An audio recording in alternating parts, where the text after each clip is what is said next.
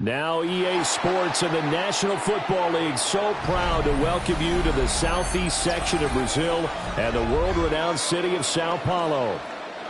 Tonight on this fine Thursday night, we've got a good one in store, as it'll be the Buffalo Bills taking on the Los Angeles Rams. And able to take it past the 25 and up to the 28-yard line. First and 10 at their own 28-yard line. Here's Cook as they begin on the ground. Now he's able to break through one tackle, but it slowed him down enough that he could only manage getting back to the line of scrimmage. Defensively, we always know that he is tough in run support, and I think the way that he gets there is he understands what an offense is going to do before the ball's even snapped. A great job of scouting prior to the game, then reading, reacting, and taking the right path to the ball carrier. Over the middle, that's caught by Chase. 10 yards, good enough for a Buffalo first down. And that's a more than acceptable read right there because it's zone coverage, so timing is everything. This time he waits for his man to come open, puts it right on him, and they pick up a first down. So from the 39 now, they'll come up on a 1st and 10.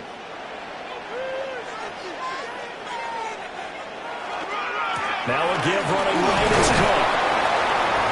And he stopped immediately there. Demario Davis there on the stop. 1 yard gain. Nice run defense presented there, and what I mean by that is discipline. Guys filling the right gaps in the right holes, no one over pursuing, and making a very nice play. Now 2nd and 9. Now Allen. To the right side and complete to Metcalf. And they'll get to him after a gain of 7 to the 47. I think defensively you're okay with that. Here in the first quarter, he's going to get some catches, but they rallied to him quickly. And that's what you count on, and I like what you just said. First quarter, can you do it all game long? They catch it, you tackle them, they go down on the spot. Because when you're able to do that and you don't give up big chunks of yardage after the catch, now you put the offense in a position where every series they have to work hard to pick up first downs, and you tend to stall them out when you do that. All told, it's an even 30 and a first down. You were telling me this yesterday. This is exactly what they want to do on the opening drive, establish the ground game. Yeah, remember our conversation? We were talking about what one of the GMs in the league has told me repeatedly. It's a big man's game, and it's not necessarily size. He's talking about playing some big boy football. Line up, get levers, knock people back, and establish the run early. Give him a couple on the carry there, 2nd and 8. They went right back to him, but he pretty much had nowhere to go on that play. Now, the previous carry looked pretty good. That one, maybe he was a little tired. I don't know. Yeah, maybe he should have tapped out and had a second back come in and maybe make that run. Who knows? Allen now looks to throw. Left sideline, a dime, and it looks like he's got it. Give him 10 yards there as this offense is on a roll. This drive continues to plunge forward. Every coach we ever talk to says to his team before the game, quick start, guys. Let's get out of the gate fast. How about that? They took his lesson to heart, didn't they? They did exactly that. A nice diving catch here on the game's opening drive. First down, here's the run with Cook. And the stop will come inside the 5 at the 4. 40 yards rushing for him now in the ball game. A quick burst there, and he nicely bit off a pretty decent gain. At the Rams' 4-yard line. Here now, 2nd and 4.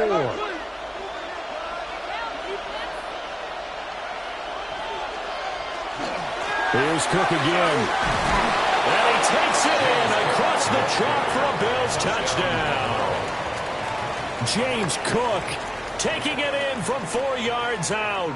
And the Bills put the night's first points on the board as they take the early lead.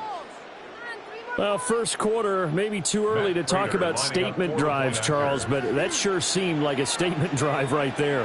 Well, if we're going to talk about statement drives, I think what they're saying is we're going to establish the run. They gave it to him early and often on this drive, and he wound up taking it into the end zone.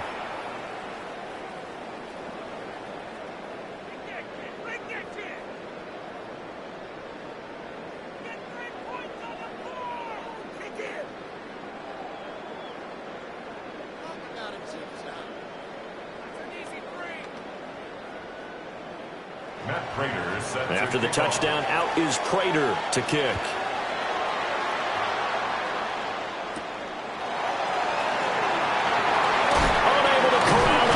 through. And able to get this out to the 25. And the LA offense ready for this next possession.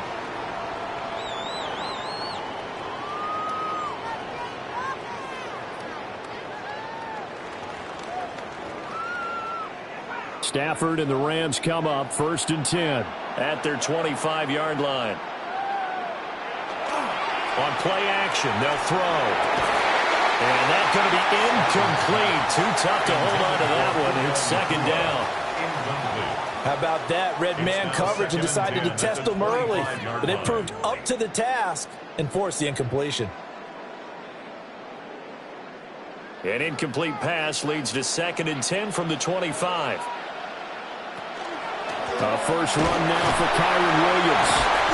Looking to find a lane, but he can't. Reined in at the line of scrimmage.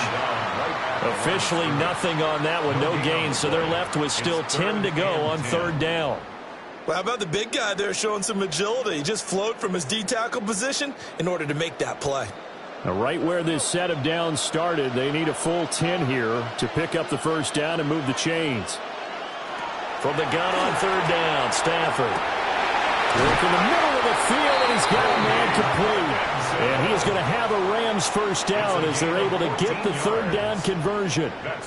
Well, on 3rd down, he wanted to go to one of his most dependable targets, and that's who he found, his tight end there, to pick up the first, Charles. And you use the proper word there, dependable, and sometimes spectacular, because tight ends nowadays, they can do it all. But they're the guys you trust, especially across the middle of the field with his traffic. He delivers, and they pick up nice yardage. And he'll be taken down, but not before he gets into enemy territory. A 14-yard pickup. That's 14 yards on 2 straight plays. But I think when they look at their offense, they think to themselves, weapons everywhere, and they want to move the ball around. They want to spread it to different people. But you absolutely know they want to get this man involved as well, and that's what they just did on that play. After 7-0 on EA Sports. The Rams with the football here to begin the 2nd quarter, as they've got it with a 1st and 10. Up the middle, it's Williams. A solid run on 1st down. Gain of 7 leaves him with a 2nd and 3.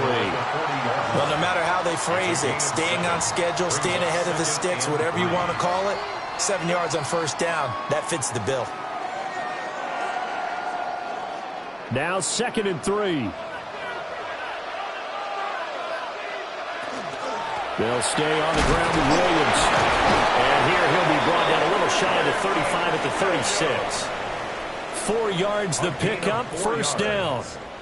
And Brandon, you know that expression? He just does what he does.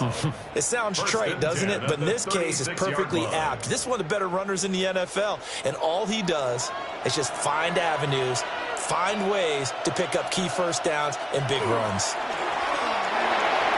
On the slant, here's Smith-Njigba. And that one was relatively easy to see. I noticed that from up here. Yeah, it doesn't take a whole lot, does it? Sometimes you get multiples. What I always love on these offsides is when each side points at the other. Hey, you did it. No, you did it. They deciphered that one correctly. Following the penalty, it's 1st and 5, and you got to think offensively, all kinds of options. Off the draw, here's Williams. About 3 yards there to the 27. Typically, we think it's the strong safeties that are better tacklers, especially closer to the line of scrimmage amidst traffic. But in this case, how about the free safety coming up and making the big-time play? Ball on the 27. Here's 2nd down and 1. Stafford going to give this one to Corum. And he's going to be met at the line of scrimmage and taken down. Not enough there for a first. No gain, as a matter of fact. And it leaves them at 3rd and 1. Bad news, they didn't get it on 2nd down. The good news is they still only need about 3 or 4 inches here on 3rd. And the good play callers have looked at both situations. They thought to themselves, okay, this call, I pick up the first down, already ready with that call. If I don't, this is what they'll come back with in order to pick it up. So that run play nullified by the holding call on the tight end. Yeah, I just think he needs to get off the ball a lot quicker and get into the block a little bit more effectively. Then he doesn't have to reach and grab and try and hold on. So following the holding call, what can they do here on 3rd and long?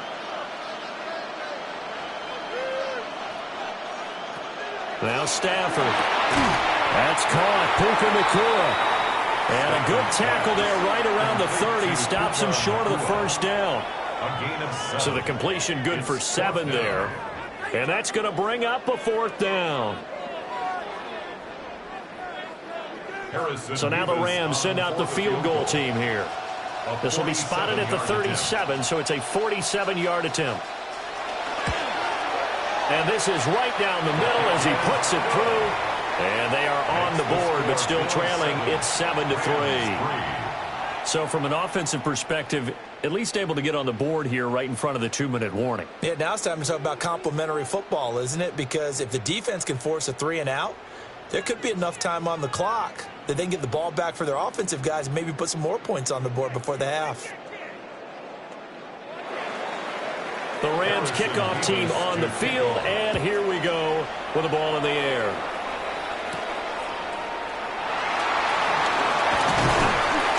And he'll take it up past the 25 to the 26-yard line. So here come the Bills out for their second drive. This drive here beginning probably with a pair of motivated groups. Remember, the offense scored a touchdown on their last time out, looking to repeat that in Charles' defense. They were very frustrated after giving up 6 the last time on the field. And frankly, it's just a battle of wills in a lot of ways because you know they're both motivated, they both game plan for this drive, and they both have specific outcomes in mind. To me, it just comes down to who can execute better and which side can step up and assert its will over the other. 86, Dalton Kincaid. It's a gain of 8. Brings up 2nd and 2 at the 34-yard line.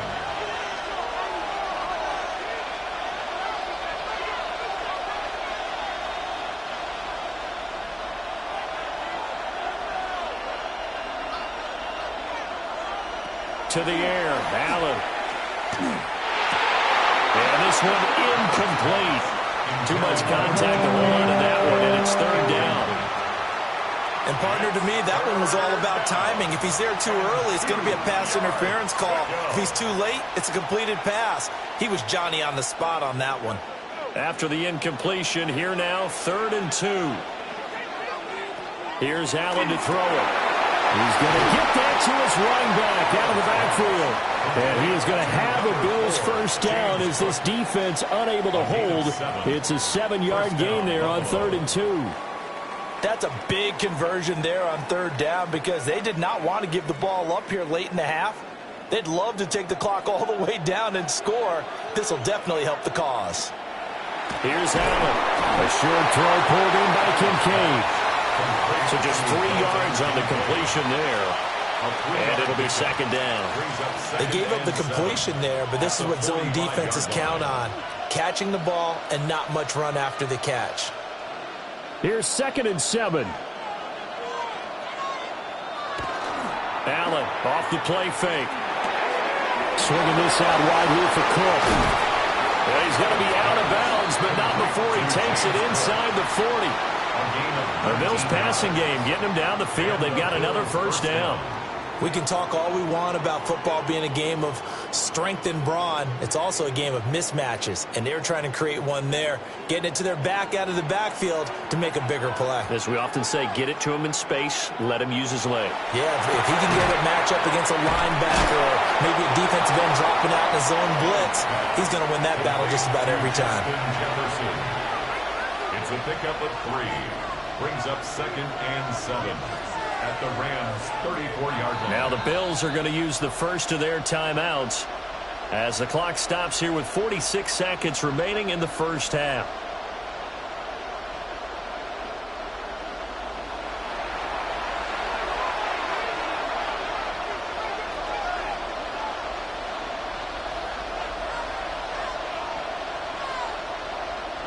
Second and 7, operating from the 34. And they'll send the tight end in motion here. From the gun, it's Allen. And this one right back into the hands of Jefferson.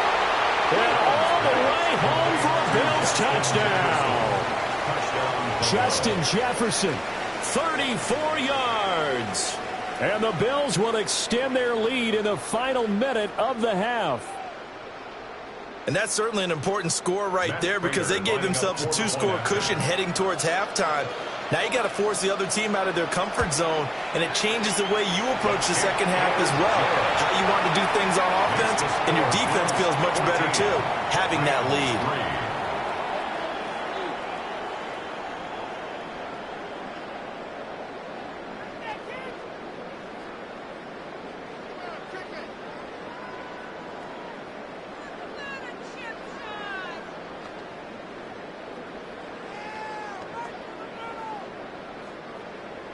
After the touchdown, out is Prater to kick.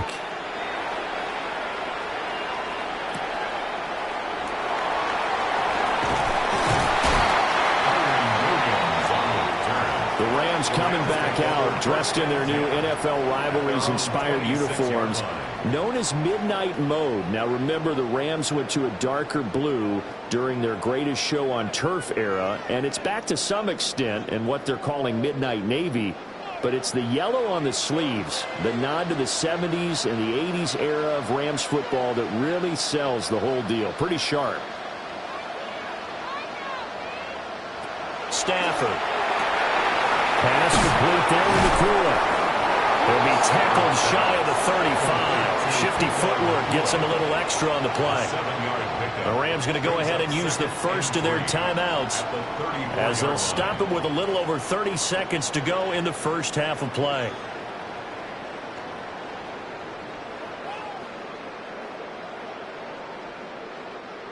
Second down and 3.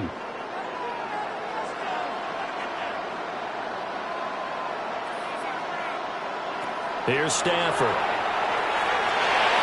He'll drop this down to Williams. And he'll get up to the 43-yard line.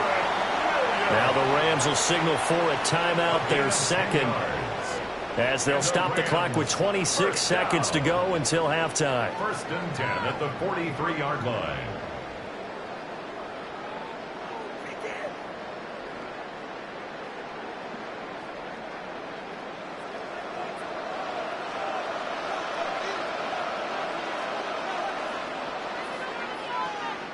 Now Stafford. He gets this to Davante Adams. And they'll get him down as he's inside the 40. Another big hitter there. This one good for 18. First down. First and 10 at the 39-yard line.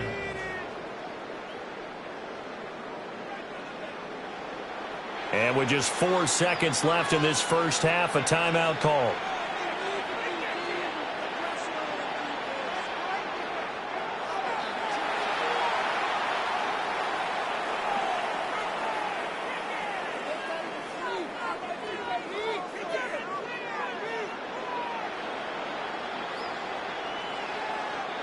So with 4 seconds to go in the half, here's the field goal unit onto the field. And this one is no good. He missed it. And they will remain 2 scores down as the difference holds at 11.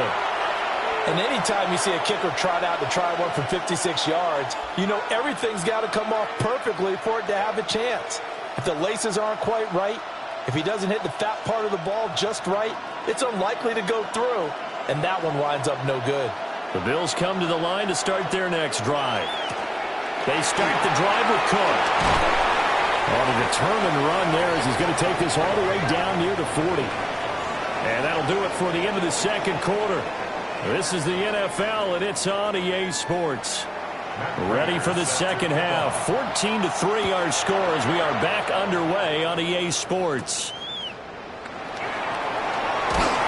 And he's up past the 20 of the 22-yard line. Out come the Rams. They'll have it first here to begin the third quarter. And they're still very much in this game, although they do trail. What's the game plan, Charles, for the second half? It might be a little counterintuitive because most people will think losing equals passing the ball more, but I'd establish the running game. They kind of went away from it in the first half. I think if they get back in balance, it'll help them when they put the ball back in the air. And he he's able to plow forward up to about the 29, just shy of the 30. A good run there on first down, and it'll leave him with a 2nd and 2. He hadn't had a ton of success here so far, but you get the feeling that he might be on the verge of popping one. Yeah, even on that one, there was a little bit of a hole, but it closed there quickly at the end. Williams going to get it again on 2nd down. And he's going to have a Rams first down as the tackle made here at the 36. 2nd and 2 is prime time for a little bit of a gamble, isn't it? Open up the playbook, go play action, toss that bad boy deep. But in this situation, go ahead and give it to your back. Let him pick up a first down. Keep the sticks moving. So from the 36 now, 1st and 10.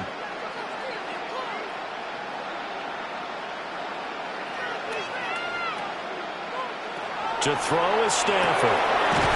Smith and Jigba with the ground. And just 3 yards on the catch there. He couldn't get away.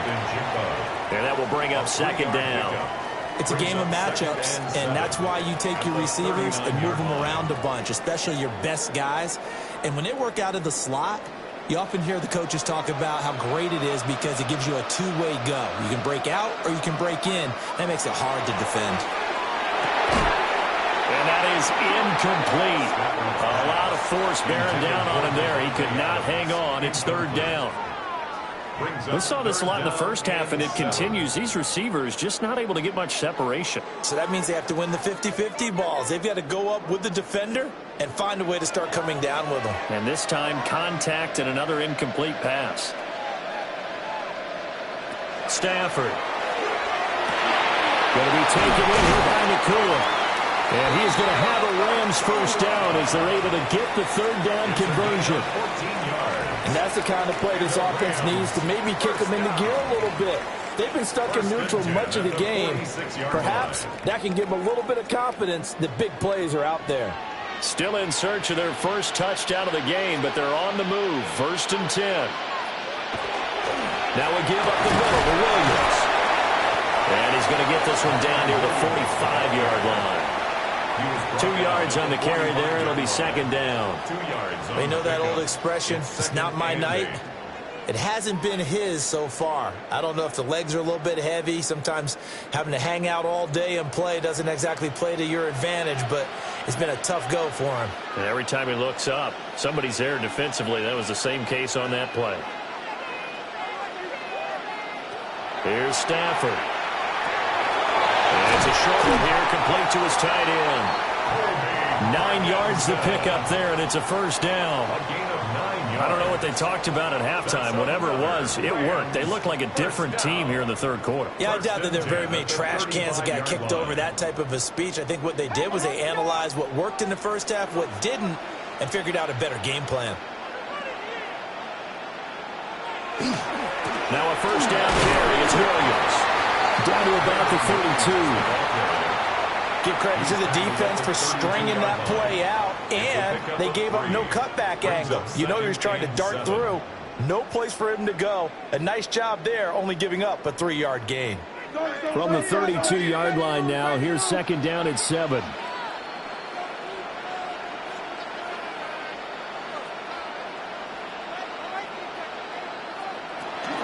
Again, it's Williams. Running right through. And he'll go down here right around the 23-yard line. 44 yards on the ground for him now on 9 carries. But they're getting ready to go to work now in prime real estate after that last run. Found his spot and picked up nice yardage, didn't he? And now he's got him knocking on the door of the red zone.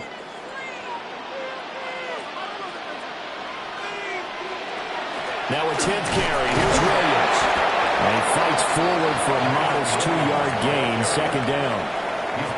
I do know from experience that when you slow down someone's running game, you're now doing the dictating on defense. And guess what? Now you're getting ready to tee off on their quarterback because they have to throw it all the time. But you still have to be alert for the draws and other plays of that nature to make sure you don't get hurt. They'll try the air now with Stafford. And he'll go down here at the 12-yard line.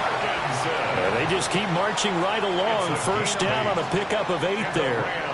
That was a route run not just with dexterity, but with intelligence. Found the hole in the zone, made sure the quarterback saw him, and was able to make the sure catch and flip the down marker back to 1.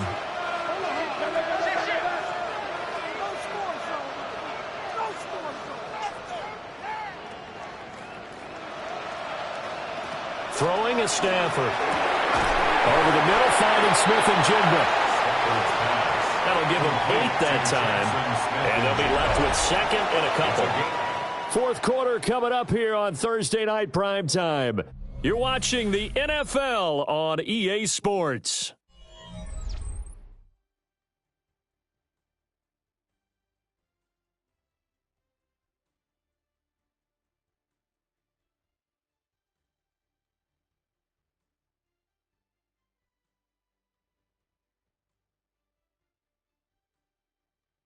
Back now here on EA Sports. It's the Rams trailing, but they do have the football as we start the fourth and final quarter.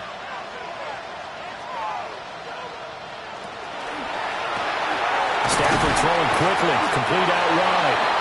So they'll get nothing out of that play. And now 2 yards to go on third down. I thought that wasn't a bad time to call the screen. I thought late game, down on the scoreboard, had to figure they were expecting a pass downfield. Yeah, so the edge rushers, they're coming. That could have hit big. You're right. Good recognition defensively to snuff that one out. Stafford now to throw. Able to find the open man. That's complete. And just shy of the goal line as he's out of bounds right at the 1. 3 yards. And they got 3 yards. That's enough. A conversion, and now it's first and goal. And in a 2-score game, obviously, every play, every third down, like we saw there, magnified. Big pickup. It was a huge pickup. What they really want, though, is to not even get to third down. They've got to maximize time and conserve as much as possible. It's a loss of 2 there, bringing up second down. Good job there defensively to push them back on first down. I'm not sure if this is 4-down territory or not because they can kick the field goal and get it back within a score. But you know that's not what they're thinking right now. A field goal has to be their last option.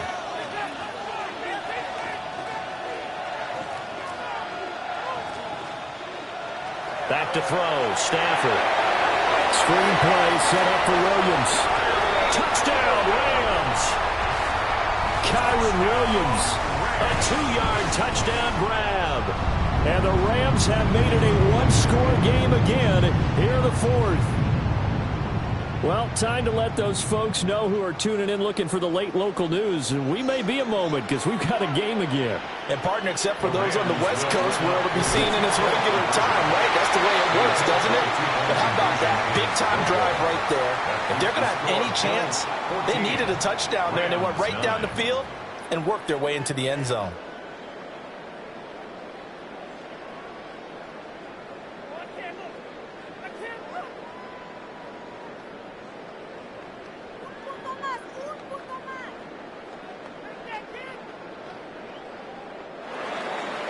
A 5-point game now as here comes the kickoff.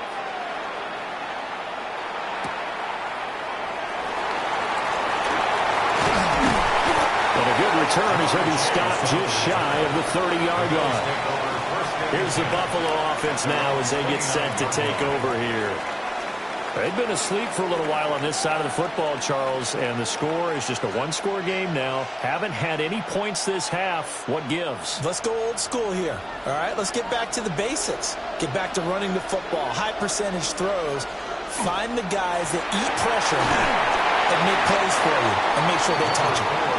And he'll get what he can up the middle, 3 yards. That'll bring up second down.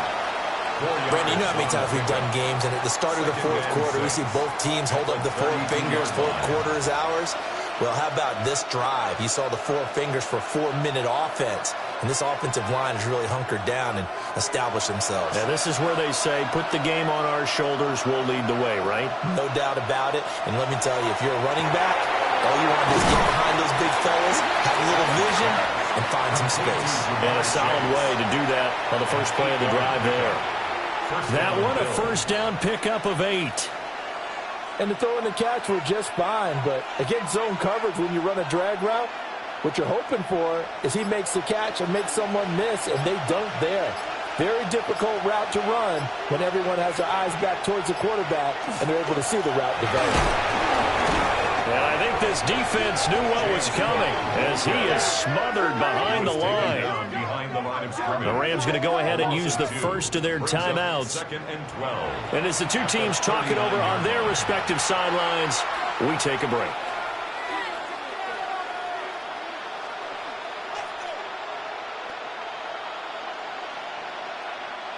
Now they contend with a 2nd and 12 after the loss.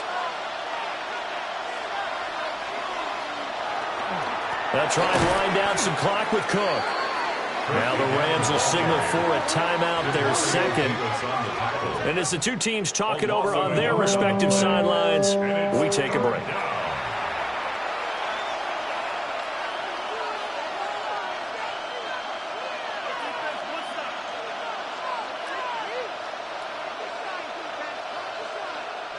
Possibly a turning point. Big play coming. This is 3rd and long. Now Allen. And look at this. They get the turnover they needed. It's intercepted. Picked up by Xavier McKinney. And he's able to get it back to right around the 27. The Rams take over 1st and 10. After the interception, here's Stafford. Going right side here, and that's complete. And they'll get him down after a pickup of 8, 2nd and 2. And his play caller does a nice job of giving him an easy throw to start this drive, and he takes advantage of it. The completion sets up a manageable 2nd down. They come up now on 2nd and 2.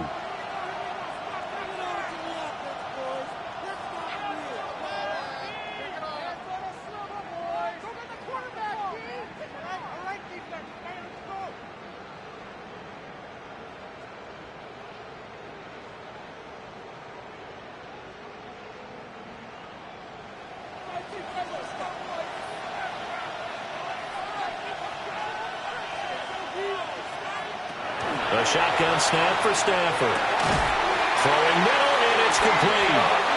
And the Rams are going to be set up with a 1st and goal here as the tackle made at the 9. That's good. Brandon's okay what they're doing right now. Still able to work the middle of the field, but you know sooner or later they're going to have to stop the clock. Now 1st and goal.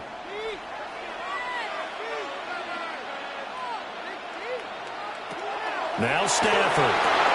The kicker here is complete.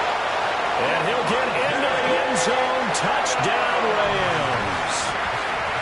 Devontae Adams from 8 yards out. And the Rams have moved out in front here in the 4th quarter.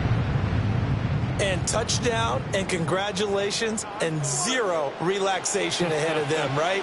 Way too much time on the clock for them to start celebrating. Yeah, part 1 is done, but now on the sideline, you can already see him scrambling down. And this is caught. And it's a 3-point game. So they make the decision. They want a 3-point lead versus a 2-point lead, and they got it. Yeah, at this stage of the game, it seems like the exact right thing to do. Put a little pressure on your defense, but the biggest thing now is you're making the other team chase you.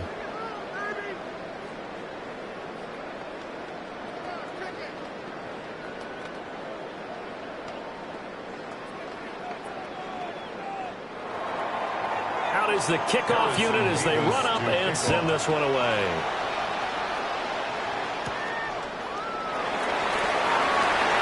Cook able to escape. And he'll go down as this drive will start at the 25-yard line. Allen and the Bills now down 17-14. Less than 90 seconds to go. They've surrendered a double-digit lead but can rescue themselves late as they come up on 1st down.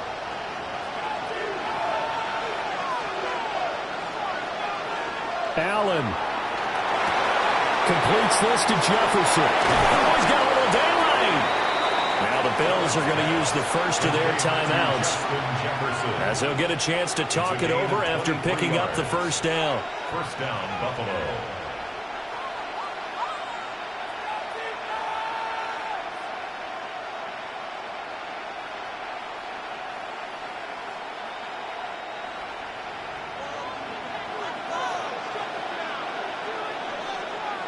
To throw is Allen.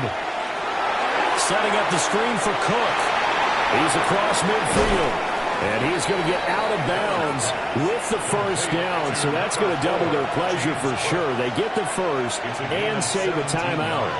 That's what they need right now. Get the first down, get out of bounds, stop the clock. Just playing smart football, understanding the situation, making the plays necessary, and making sure that clock stops at every opportunity. Now Allen. A short throw pulled in by Kincaid. It drives some people crazy to see their short throws underneath. They've got to find a way to gash the defense downfield. It's now 2nd and 6 at the Rams' 32-yard line. 2nd and 6 coming up. Throwing, Allen. And this throw incomplete. Well, the defender all over him that time, but it's going to lead to 3rd down. Now we're in the situation where the quarterback's got to take full charge of his huddle. Got to totally command it, make sure all eyes are on him. All focus is locked in. Going to call multiple plays and go over different situations and scenarios to make sure everyone is on the same page. Here's Allen. Work in the middle of the field, and he's got a man complete. Now the Bills will use the second of their timeouts, as the clock will stop with 45 seconds left to go in the game.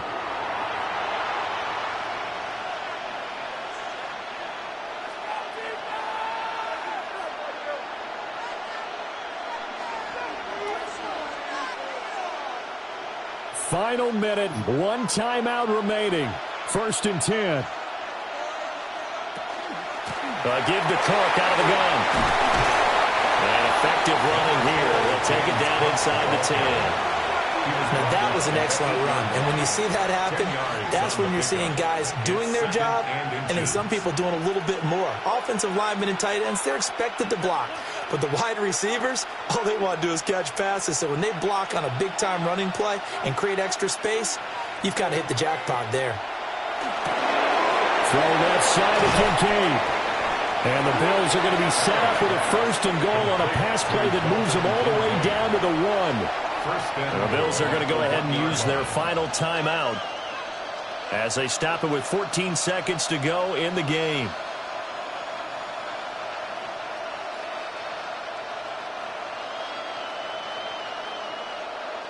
So the field goal unit is on the field as this is a big spot right here.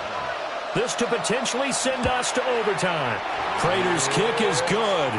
And that will tie this game here in the final minute of play. I tell you, the life of a kicker. He has not been called on the entire game. He's over there by the net, but they send him out here in the 4th quarter and say, hey, go tie the game, will you? And guess what? He comes through. I just don't know how they do it. I really don't. These cats are a different breed from you and me. That's a pressure kick, but that one was never in doubt. This one, all we could have asked for. All tied, final minute as the kick's away here. And with time a factor here late, he'll just take a knee, and they'll start things out at the 25. The offense for Los Angeles returns to the field. And, Charles, obviously not much time left. I'm curious to see if there's enough for them to get into field goal range and try to win this thing. And, partner, you and I both know the save calls to kneel and just take it into overtime. But it's also very tough to pass up the chance to win it right now as well. But remember, if you do attempt that, it's got to be a big play downfield and still leave yourself enough time to get your field goal unit out there and kick for the win. And we will get a timeout with 2 ticks left. And, partner, in a tie game in the 4th quarter, you and I both know in the NFL, that's when you lean on your stars, and he came through with a nice catch right there.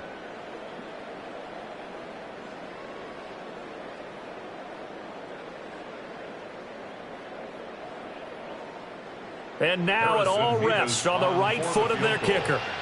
This a long one from 54.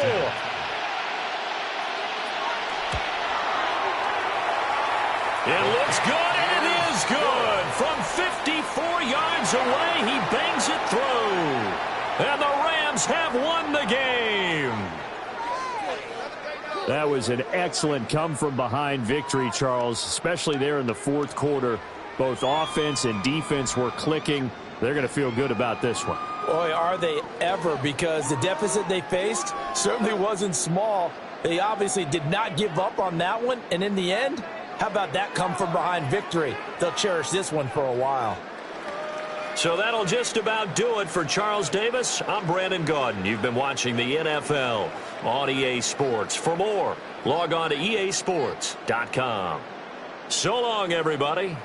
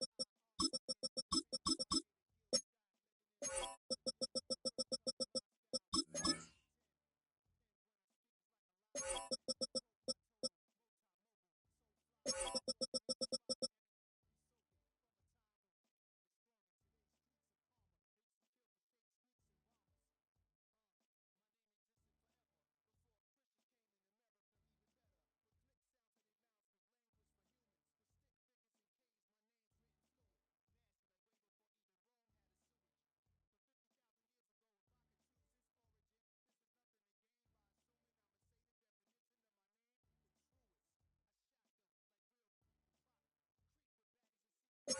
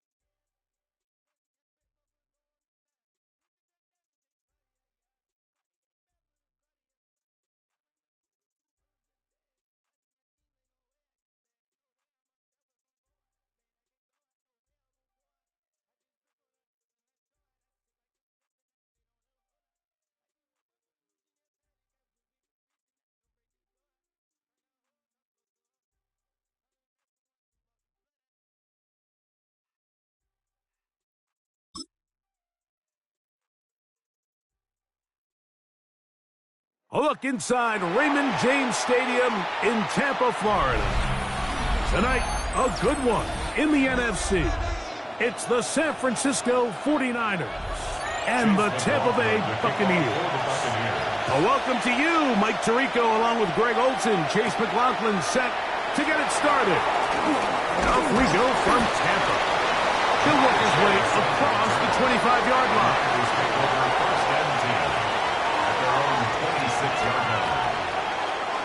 Play action now. Jackson will find his tight end, Kittle, on the right side. Oh, nice open field tackle there. He could not get free. They're going to stop him for no gain. Really well done here by the defense, Mike, executing this zone defense, and they've got to be able to pattern read. You're not just going to drop back to a spot and just play like a robot. Based on what the receivers do off the line, the defenders have different rules of where their zones move to. Well, they had that one dialed in right from the jump, and they were able to stop that play really before it got started. They gained 18 yards on that one. It's good for a Niners first down. A gain of 18 on the And that's a nice grab for his first catch of the game, Mike. And he's someone that the play caller has told us he wants to get him early touches, get him a feel for the game. Nice job there making that happen. And that'll be a pickup of 3. The tackle made at the 47-yard line. A 3-yard pickup brings up 2nd and 7. Ball on the 47-yard line. Here's 2nd down and 7. They run once more with McCaffrey. And he's going to be brought down, but not until he gets inside the 35. 22 yards, the pickup there. First down, 49ers. First and 10 at the Big hole up the middle. The interior of this offensive line did a great job clearing some space. The back saw it quick, and he hit it. The next thing you know, he was in the secondary for a big pickup. Open man downfield is Kittle. That's his 2nd catch on the drive. This one is good for 20 yards. Really nice throw there. The ability to throw the ball out on the perimeter. Yes, arm strength and all of that, but it's also timing. The timing of the route. When is that wide receiver coming out of his break to deliver that ball accurately as his head comes around? If the ball's thrown too early, the receiver's not ready. If the ball's thrown too late, that's when disaster strikes. So think back to earlier in the week, Mike, and they told us they want to get him going here early and often. So I expect plenty of passes to head his way as this game unfolds. An enviable spot to operate from. Here's 2nd and inches. They'll look to run with McCaffrey. Good blocking, and he's in. Christian McCaffrey. Touchdown, San Francisco. Exactly the way they scripted this one. A beautiful opening drive, Greg. Able to find the end zone on the game's first possession. And, Mike, the word that comes to mind looking at that drive is execution, and that's exactly what they talked about all week long. They wanted to come out early in this game and establish an early rhythm, and that's exactly what they did with that touchdown drive.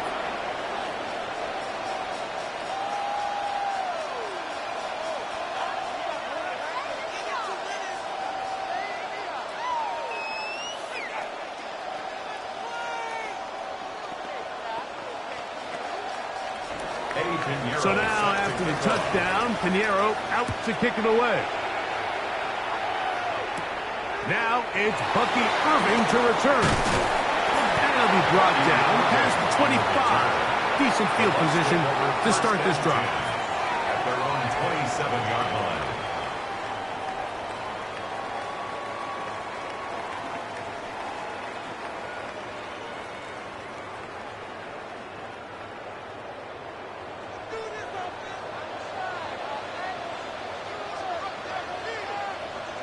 Movement up front. And that's our first time tonight to check in with our referee.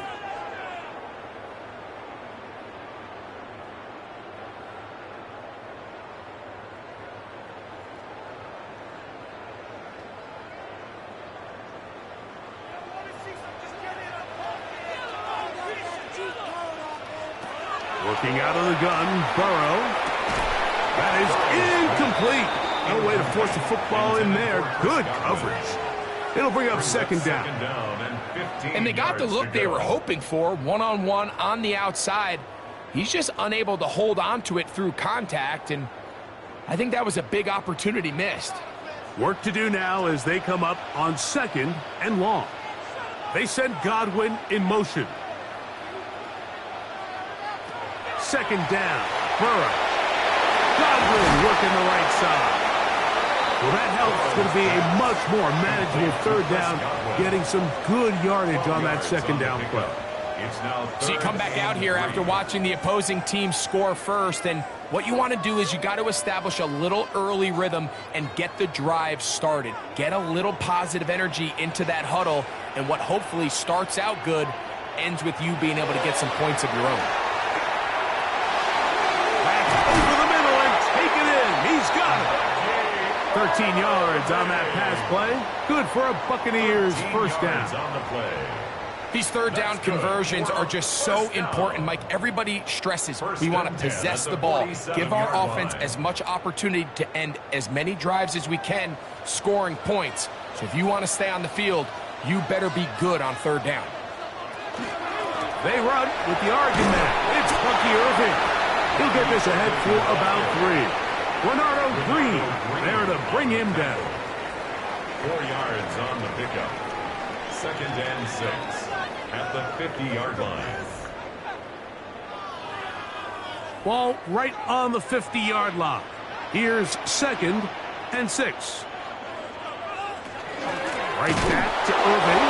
He is met and dropped. A couple of yards behind the line of scrimmage, too. We spent so much time, Mike, talking about these defensive backs and their ability in pass coverage, but when you also have a defensive back that can make plays in the run game, especially behind the line of scrimmage, man, those guys are just so hard to find. That was a heck of a job here by this guy. From the shotgun, it's Burrow. That's caught. It's Evans. 17 yards on that connection. It's a first down for Tampa Bay. And this is what you can do when you have one of the best receivers in the game. You understand that even if the coverage is not perfect for the play call, sometimes it's just as simple as my guy is better than your guy, and we're going to just keep giving him a chance. That's caught. It's the tight end, Brock Bowers. And they're going to be set up in the red zone. They've got it inside the 15.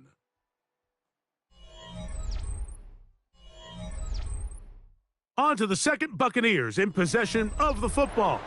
Space getting tight here, down to the 13-yard line. They work first and 10. As we are ready to get back underway. And the Buccaneers are going to have first and goal, trying to finish off this drive with a touchdown. 10 more yards. A pickup of 10, and it's going to set up first and goal. First down. And this offense just continues to chew up yards and get first down after first down. And defensively now, you find yourself a little bit on your heels. You're defending a goal-to-go situation. They need to step up here and get a stop. That's going to be caught for the touchdown, but there is a penalty flag down in the backfield. They're already walking the other way.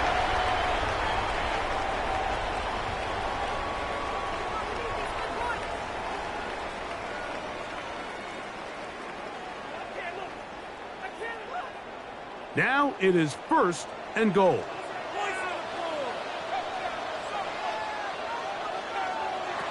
Here's Burrow. Now, screen set up for Irving. And that one's not fooling anyone. They were on that screen from the start, and a loss of yards on the play. Second and goal. Well, the best screen plays, of course, you want the offensive lineman out in front of the running back. They act as his escort, his lead blockers. But what you can't afford is for the defenders to be in the backfield and get to the running back, because those offensive linemen, they can't help him at all.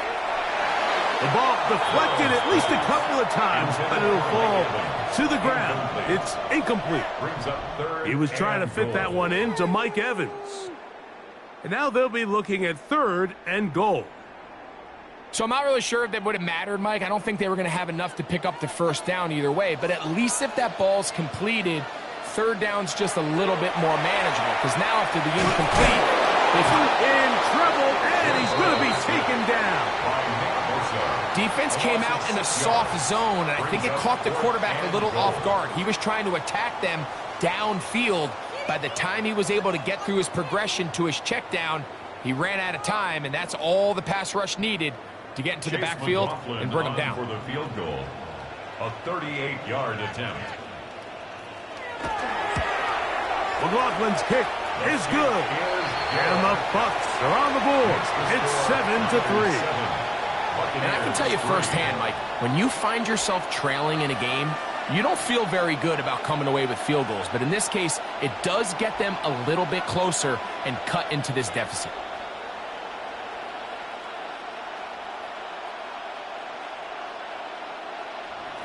McLaughlin hit the field goal a moment ago, and now he's back to kick this away.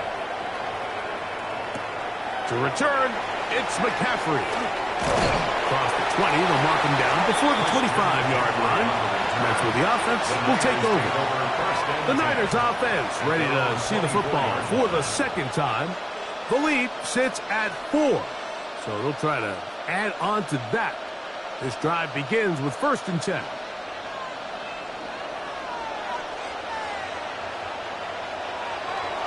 Now Jackson into the familiar hands of Justin Jefferson. And they'll mark him down just shy of the 40. First time they've looked his way tonight. Good time to do it. It's a first down. Great pre-snap recognition here by the quarterback. He looks outside and sees man coverage, and he knows exactly where he's going to go with the ball.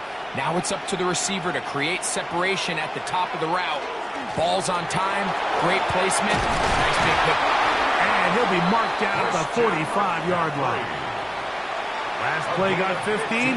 This one gains 15. And another first down. And these are the explosive runs that open everything up. There's all this conversation about the value of the run game, but when you take a look at the best running teams, Mike, it's not necessarily how many yards they run for, it's how many big plays do they generate on the ground. And when you can generate big plays on the ground, it makes everything so much more difficult for the defense. He is having his way. Another big game. This time 18 yards and a first down.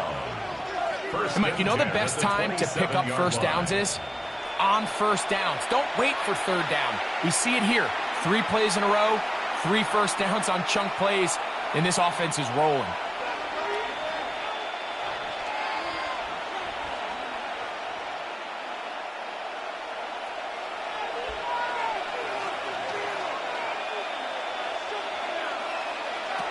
Jackson now to throw on first down. That's into the hands of Pearsall on the right side. And he's going to be out of bounds, and that will take us to the 2-minute warning. It's a pickup of 6. Brings up 2nd and 4. They'll come up now for 2nd down and 4. In the shotgun, here's Jackson. He takes off. That is a gain of 15, and now it's 1st and goal. A gain of 15 yards. This has been a great drive, and mostly at the hands of the man with the ball there. He thought about pulling the trigger on that one, thought better of it, decides to take off with his legs, and now he's going to have 1st and goal.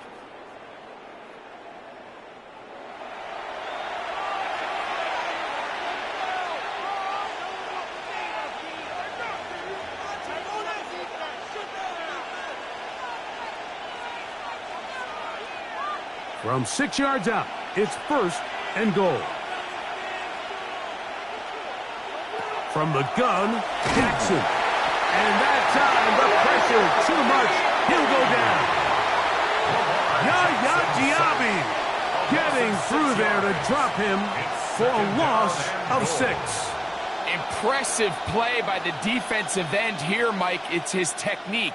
It put him in position to not only make the play, but it's that closing speed that's allowed him to finish it off. Jackson now on 2nd down. And time runs out there. He just airmails it towards the bench. Incomplete. You can sense a little frustration there. It brings up third down. Yeah, and I think that's a really smart decision. You certainly don't want to take a sack in any goal-to-go situation, or even worse, throw a pick. So understanding he still has 2 more shots at the end zone, I really like that decision. He'll try to run for it. And he's in! Lamar Jackson. Touchdown, 49ers. The defense comes up with the coverage, but they cannot keep up with the speed as the quarterback scrambles to the end zone for the touchdown. And down here in the red zone, Mike, is where I think a quarterback's legs can be the most dangerous. The defenders are trying to match backs, match tight ends and receivers, but often it's the quarterback that has no one assigned to him, and in this case, he's able to capitalize and run it in himself.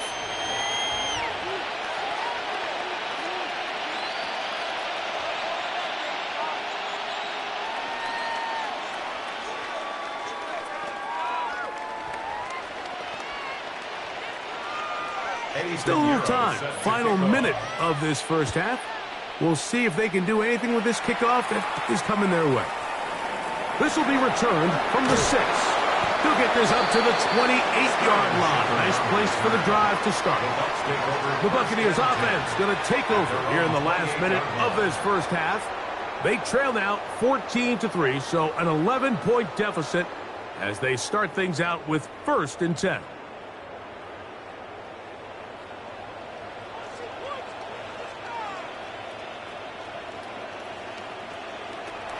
Now, Burrow. We'll look underneath here for Irving. Timeout here, Tampa Bay.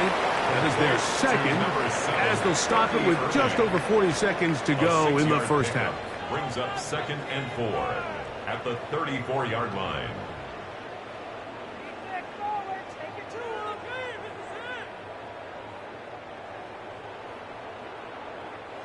Here comes 2nd and 4.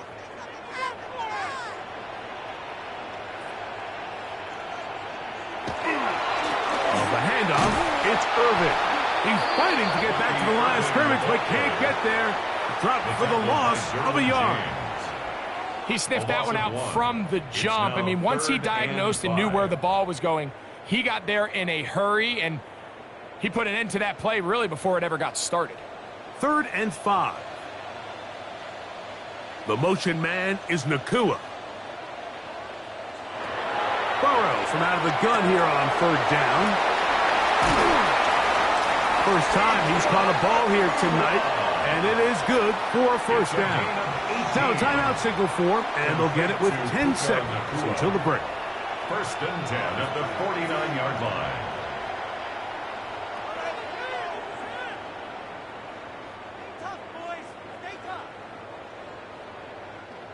They'll come up here, 1st and 10. Bowers, the man in motion. A first down throw for Burrow. They'll be forced to just throw that one away. It's incomplete. I know this play results in an incomplete pass, but I think this is a really good job by the quarterback. His clock was going off. He felt that rush. He had no immediate target to go to with the ball. Instead, throw it away. Don't take the sack. Live for another day. Now a 2nd down throw for Burrow. That's deep for the back of the end zone. That's going to be incomplete. They took a shot on the final play. Prayer not answered. And that is how this first half will come to an end. Both teams ready to get back at it as we get back underway here on EA Sports. From the 6, here comes a return. They finally get him down, but he gets all the way up close to the 40-yard line. The Buccaneers offense ready to get going again. They'll have it first in this 3rd quarter. They need to start making some inroads here. Down 2 scores as they begin this drive with 1st down.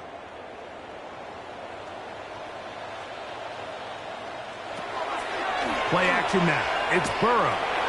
That one pinballs around, but it is incomplete. Chris Godwin, the receiver he was looking for. And it'll bring up second down. I think the biggest issue and why they find themselves trailing in this game, Mike, has really just been the ups and downs of this passing game. At sometimes, he's highly accurate and efficient, but at others, he just misses too many easy throws. Question is, are they going to be able to overcome this quarterback inconsistency and pull this game out?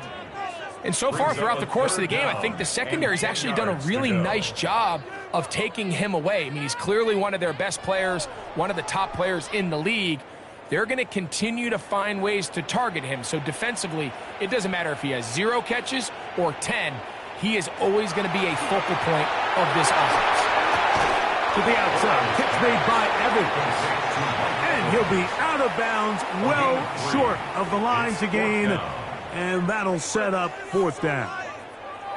So barring an aggressive decision here on 4th down, it looks like this is going to be a 3-and-out. So this offense has to get to the sideline and regroup, figure out what went wrong, fix it, because they've got to be able to maintain possession the next time out. Good hang time. The fair catch will be made back at their own 12. The 49ers offense ready for their first possession of this second half. This will begin at their own 13-yard line. So work to do starting with this 1st and 10.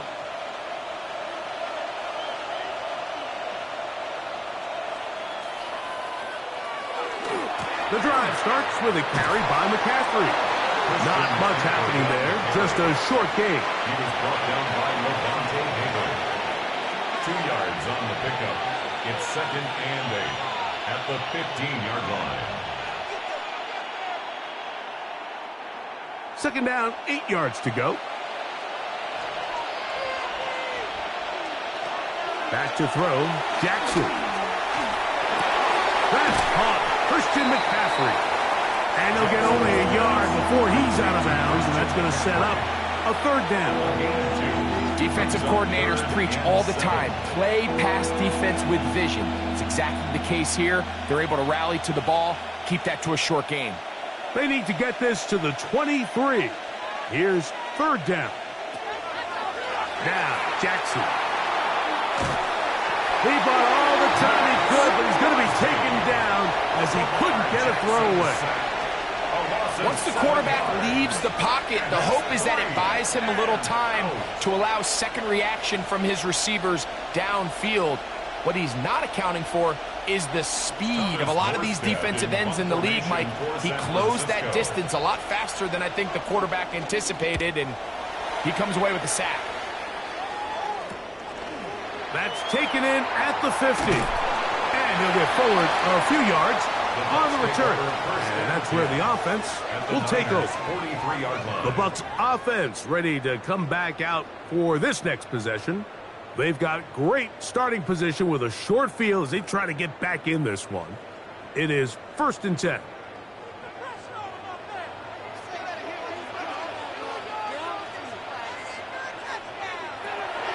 To throw is Burrow.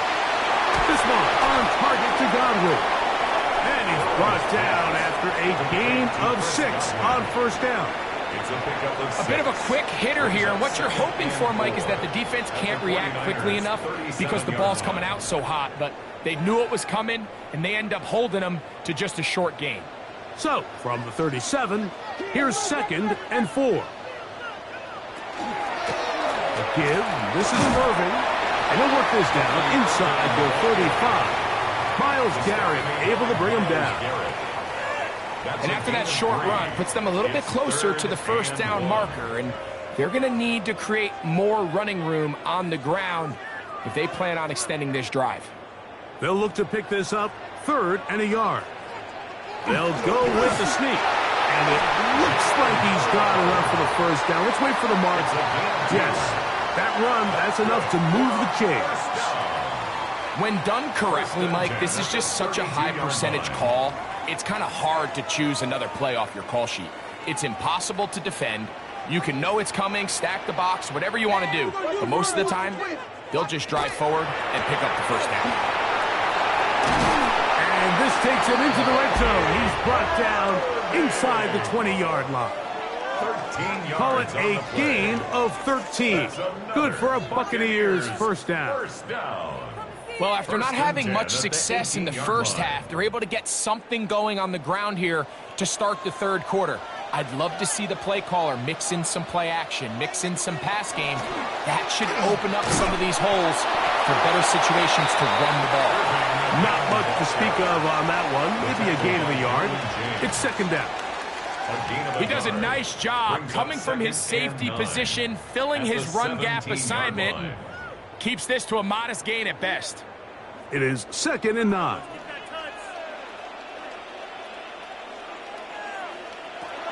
To throw is Burrow. Short throw there, pulled in by Evans.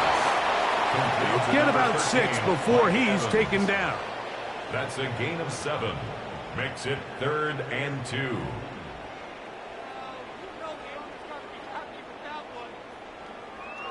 Third and 2. Here we go.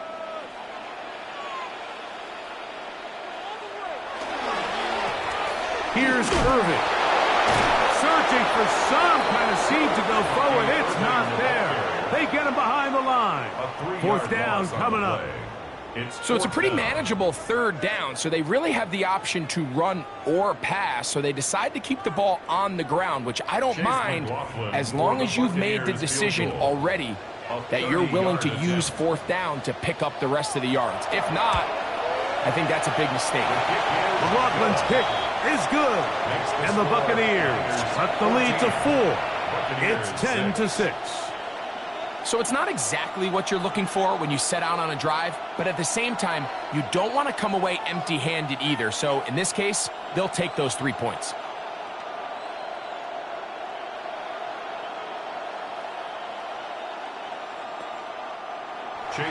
McLaughlin hit the field goal a moment ago, and now he's back to kick this away. Here comes a return from the 3. He'll be brought down right around the 25-yard line. Here's the San Francisco offense ready to take possession of the ball once more. They'll try to build on the lead as they begin here in the final moments of this third quarter. From the 25, they'll go to work. 1st and 10. Kittle is the man in motion. On 1st and 10, Jackson. He'll get this out wide to McCaffrey. And it'll be brought down as we tick towards the end of this third quarter. So, 3 quarters have come and gone. And Thursday Night Primetime continues after this.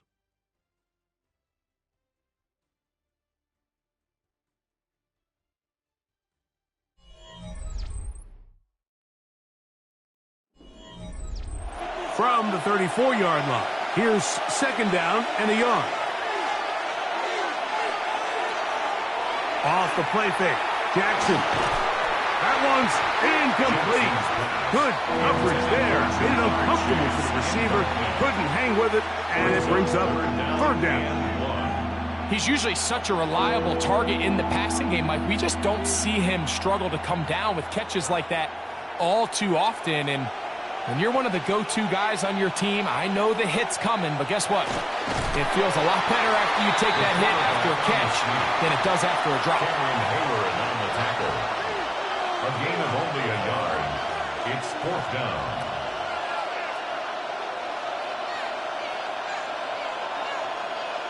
The 49ers out for the punt as they try to play the field position game here, protecting a 4th quarter lead.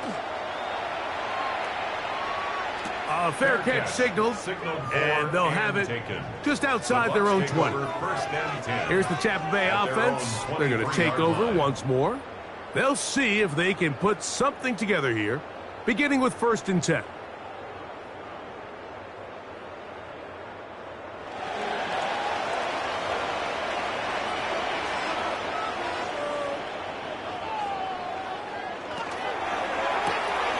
On the RPO, it's Nakua. And he'll be brought down up around the 38-yard line. Give him 14 on that play. 1 play, 1 first down. And this is a tricky part of the game for any defense. You find yourself protecting a late lead, and the age-old question is, do you remain aggressive? Do you try to just keep the ball from being thrown over your head and make everything be tackled and played in front of you? That's what every defensive coordinator struggles with, so they can't get too soft here as they try to hold on to this lead here late. Nice job by the running back making the first guy miss, but it's the pursuit by the entire defense. Even though he doesn't get him down on his first try, the rest of his guys are all rallying to the ball, and they bring him down for a short gain. They'll go again here with Irvin. Able to make one man miss, but that's all. They get him. Take him down behind the line. And they've really done a nice job defensively holding them in check. I mean, ideally, you'd want your back to average around 4 yards a pop, but they're falling short of that threshold as of now, and partially it's why they find themselves trailing at this stage in the game.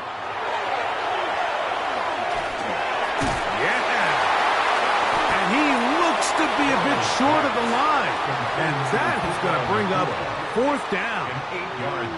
This is a really popular concept on 3rd down. It's good versus man, it's good versus zone.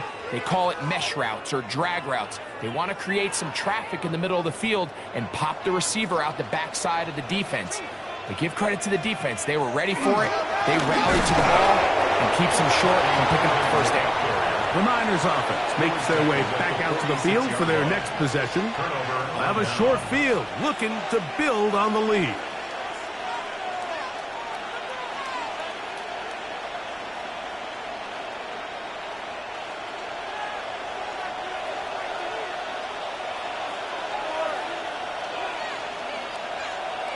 In motion, it's Jefferson. They show jet sweep and instead run it up the middle. That one never got started. Defensive pressure too much, and they drop him in the backfield.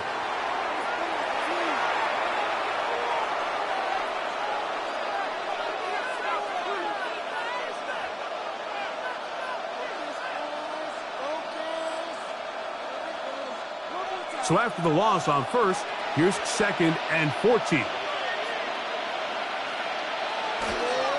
On the counter, it's McCaffrey. And he'll only manage to pick up 3 yards. And that leads to 3rd down. Timeout here in Tampa Bay. That is their 2nd. Talk things over before 3rd down.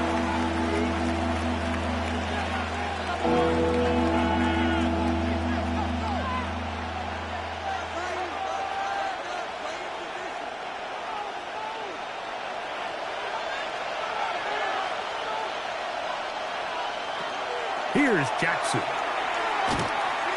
And that is incomplete. I think he predetermined that 3rd down throw, and even though the coverage was tight, he still tried to fit the ball in there anyway, and it ended up falling incomplete.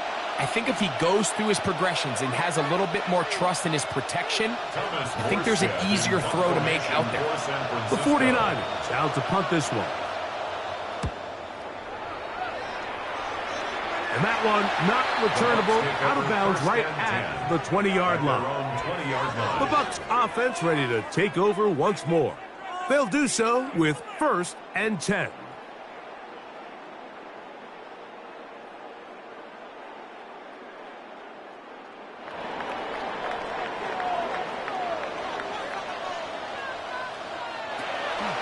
They go play action for Burrow. He'll step up and run. And he's got this up close to the 35-yard line. A gain of 14. Good for a quick 1st down. You know, Mike, I like everything about this play except the very end. You've already picked up good yardage. You've already picked up the 1st down.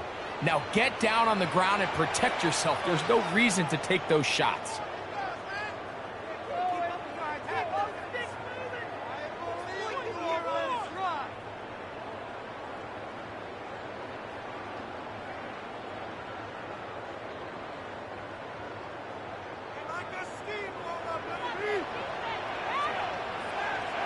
They'll drop to throw. That's to the right side. Take it in by Evans.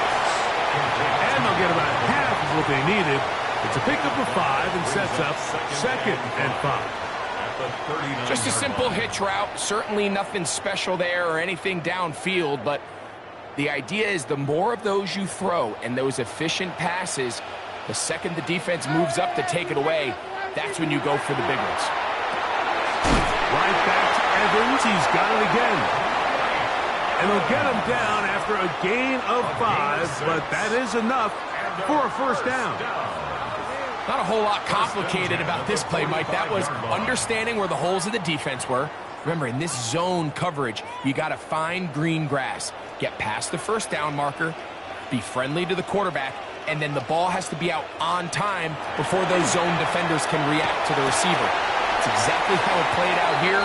You can drop all the fancy plays you want, but when the quarterback and the receiver see it through the same set of eyes, it's virtually impossible to stop. Great example of first down efficiency. You don't always have to go for the big play, but put yourself in a friendly second down. Now you have equal opportunity to both run and pass. Second down, Burrow. That's called in on the left by Nakua. And he's going to get out of bounds with the first down. Ideal circumstance there. They get the first down and preserve that final timeout. The defender has to do a better job here, Mike, of getting depth. He wants to elevate that ball to give his secondary defender a chance to make a play. He gets too much width, not enough depth, and a quarterback like this is going to take advantage. Just a little slow developing on that screenplay there. It was pretty obvious to the entire defense exactly what was going on. Nobody was thinking pass. Nobody was getting back into their drops, and just nowhere for that back to go. 2nd and 6 coming up. They send Evans in motion. Burrow here on 2nd down. It's complete to Evans. The Buccaneers forced to use their 3rd and final timeout as they'll stop it with 25 seconds remaining on the clock. And 1.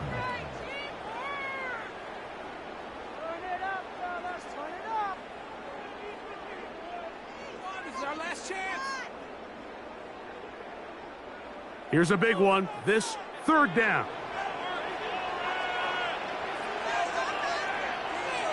They send Godwin in motion. From the shotgun, it's Burrow. That is incomplete. Here we go. They're down to what could be their final play. It's 4th down. It's 4th down. They desperately needed that one, Mike. Down here late, they've only got a few remaining snaps to go, and it puts all of the pressure of the game now on 4th down.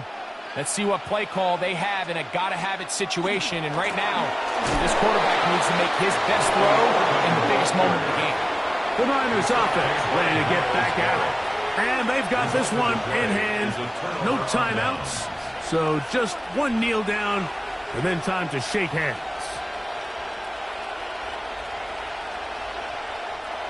This drive starts at the 21. It's 1st and 10. Down to a knee here goes Jackson. And that should do it. So a win here for our visitors, the 49ers. They're able to get the job done in front of a hostile crowd as they come away with the victory. So that'll do it for us. For Greg Olson and our terrific team behind the scenes, I'm Mike Tirico. You've been watching the NFL on EA Sports. Follow us on X at EA Madden NFL. With that, we say good night from Tampa.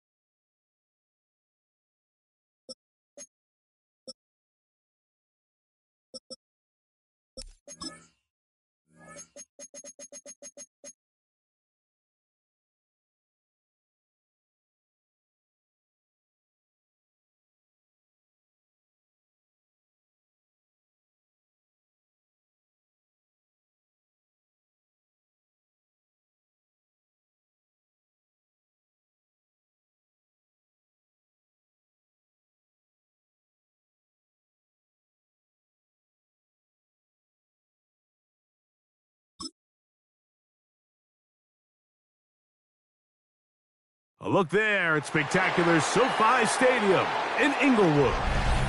Tonight, we've got a good one on tap. It's the Seattle Seahawks and the LA Chargers. Jason Myers. Mike Tirico alongside Greg Olsen, and Jason Myers has us set to get started. And off we go from SoFi.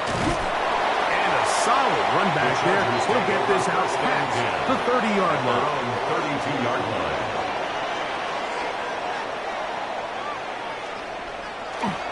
Now the first carry for the Alabama speedster, Jahmyr Gibbs. Inside the 35. And he will score. Jahmyr Gibbs.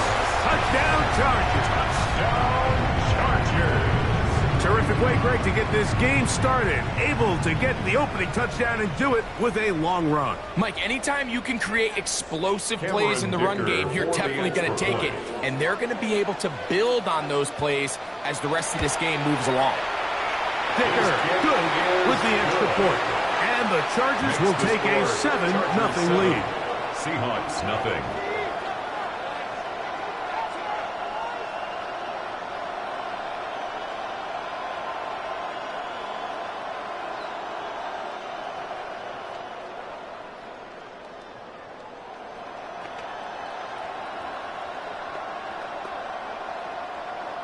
Cameron Dicker to kick After the off touchdown, here's Dicker out to send this one away. This one taken at the 7. And he's brought down right at the 25-yard line. At their own 25-yard line.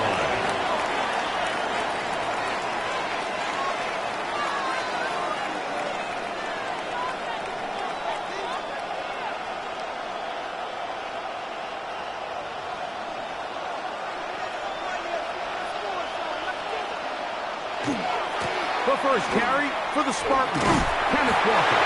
He'll be taken down after a gain of 2. He was brought down at the 28-yard line. A gain of 2 brings up 2nd and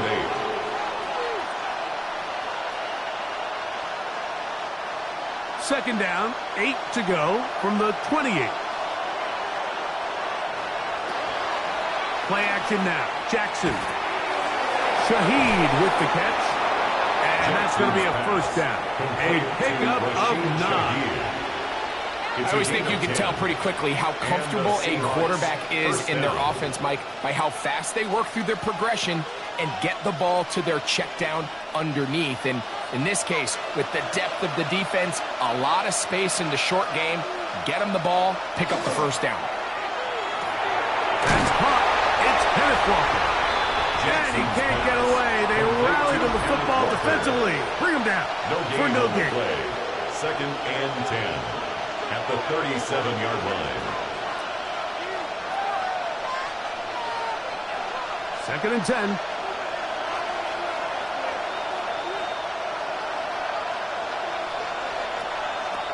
In the shotgun, here's Jackson.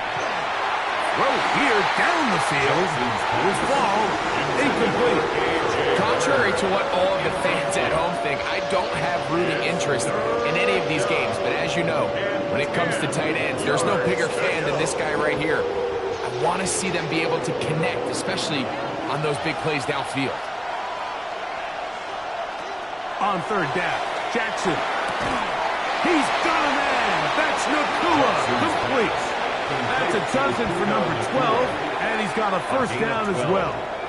First down, third downs, Seahawks. Mike, those are quarterback downs. Those are the downs where you tend to find yourself in a must-pass situation, and that's where the top guys in the league are still capable of overcoming it. So throw the ball downfield, be accurate with the ball. Winning on third downs, that is a recipe for success. He'll step up and run this. And they'll move this one down inside the 40-yard line. Give them 15 more on that one. They are on the move. It's a first down. Really nice explosive play there on the ground. And tell you what, for these fans sitting in the stadium, they're not used to seeing their home team pushed around. So continue to be physical at the line of scrimmage. Mix in the runs with the pass. And if they can continue to generate these big explosive runs, I don't think they need to go away from it. And they'll get about half of what they needed. It's a pickup of 5 and sets up second and 5. It's a gain of 5. Brings up second and 5.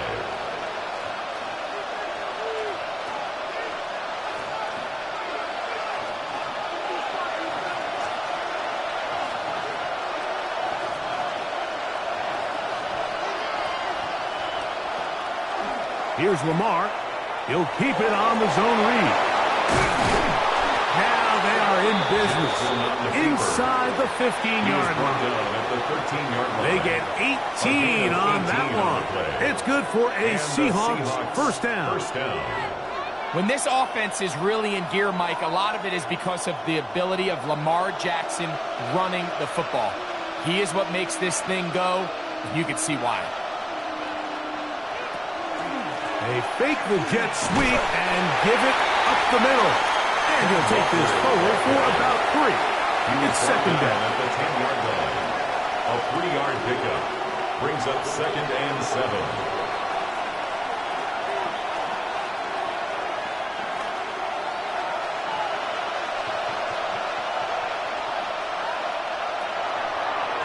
Once again, it's Walker. And he gets out wide. He'll go to the end zone. Kenneth Walker. Touchdown, Seahawks. And what a response by this offense. It's not easy taking the field, Mike, for the first time in the game, and you find yourself already down a score. They watch their opponent kind of march down the field and score on the opening possession, and they're able now to go out and square it on up. Allows you to take a deep breath, maybe get a little confidence for your defense to go out and get a stop. And they come away with this extra point. We got ourselves a tie ball game.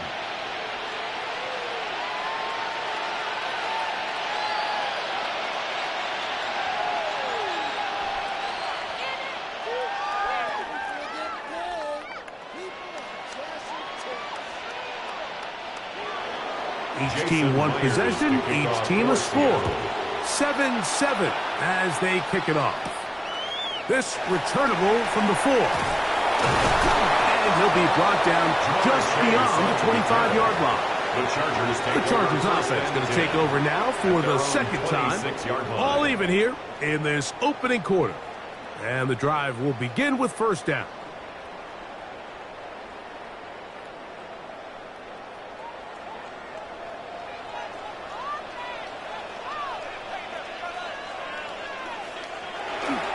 They'll start this one on the ground with Gibbs. And he's going to get this to the 37-yard line. They'll get 11 there. And that's a quick first down.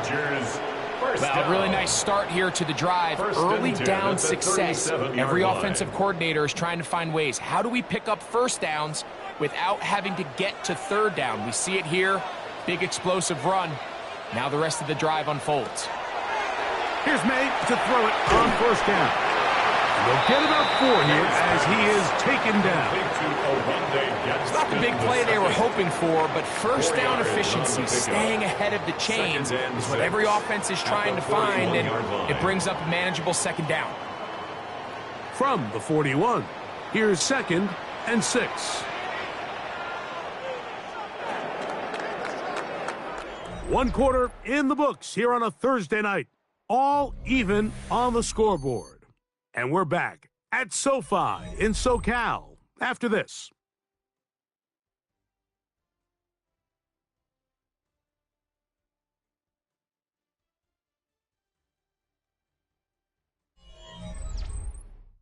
It's the Chargers with the football to begin this second quarter.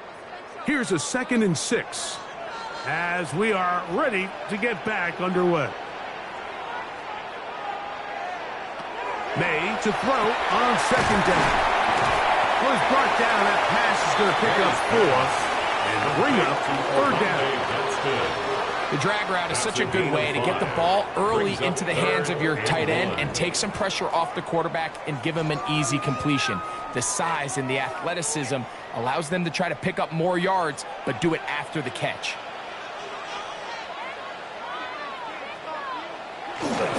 They're going to try to run here with Gibbs. It'll be a pickup of 10. It's good for a Charger first down. A gain of 10 yards. And that's a heck of a run there on 3rd and 1. So often these backs, they're just thinking, all right, just get 1 yard, pick up the first down. But not this guy. He's thinking, I know where the marker is, but I'm going to pick up as many yards after that as I can. That's exactly what he does. Fresh set of downs. Off the play fake, here's May. Throw on the run is complete. And no chance to turn and go. That one good for just a couple. Of 3. Brings up 2nd and 7 on the Seahawks 42-yard line. From the 42-yard line, here's 2nd down and 7. From out of the gun, here's May. To the left side, caught by Chase. And they'll work this close to a first down, maybe just a tad short. Brings up 3rd and 1.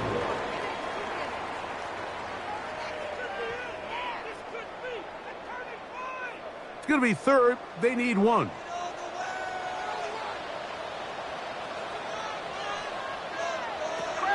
Operating from the shotgun, it's May. That one too far out in front. It is incomplete. Ladd McConkey, the one he was looking for. And that's going to lead to a 4th down. So prior to that 3rd down call, Mike, I thought they put themselves in a pretty good situation. At that down and distance, they had run and pass, both at their disposal, but nice job by the defense being up to the task. Force the incomplete, brings up 4th down. And he's going to have the Chargers first down. They come up with a big one there to keep the drive moving and then some. Chargers. In order for this play to be successful against man coverage, Mike, 2 things need to happen. 1, the quarterback has to anticipate the break. He has to get that ball out on time. And then the rest is the receiver creating the separation at the top. And when both are accomplished, you can see. Oh, hit behind the line, and the ball is out. The Seahawks scoop it up. Past midfield. Inside the 30. And he returns this all the way. Touchdown, Seattle. And, Greg, you talked about it all week. Not just stop them with the defense, but make impact plays, and that is as big a play as you can ask for. Yeah, and across the league, Mike, this continues to be a huge point of emphasis. Every defensive coach starts practice with takeaway circuits. How can we find ways to take the ball away? In this case, they forced the fumble, scoop, score, 6 points. Chargers 7.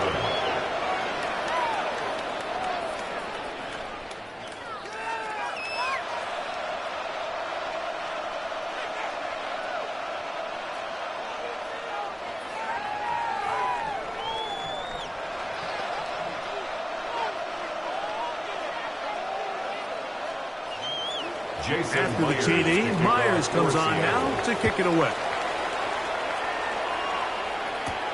Now return coming from the 7. Oh, he's got room past the 30. Very good field position to start as the return is past the 40. The Chargers offense ready to take over once again. Hey, total opposite so far in these first 2 possessions, scoring the touchdown in their opening drive. They gave it right back a moment ago when the fumble was returned for 6 the other way. McConkey in motion. On the ground to start, they give it to Gibbs. He'll move the pile forward. Let's give him a couple. Nick Emmanwori is there to make the play. 3-yard pickup. Brings up 2nd and 7 at the 43-yard line.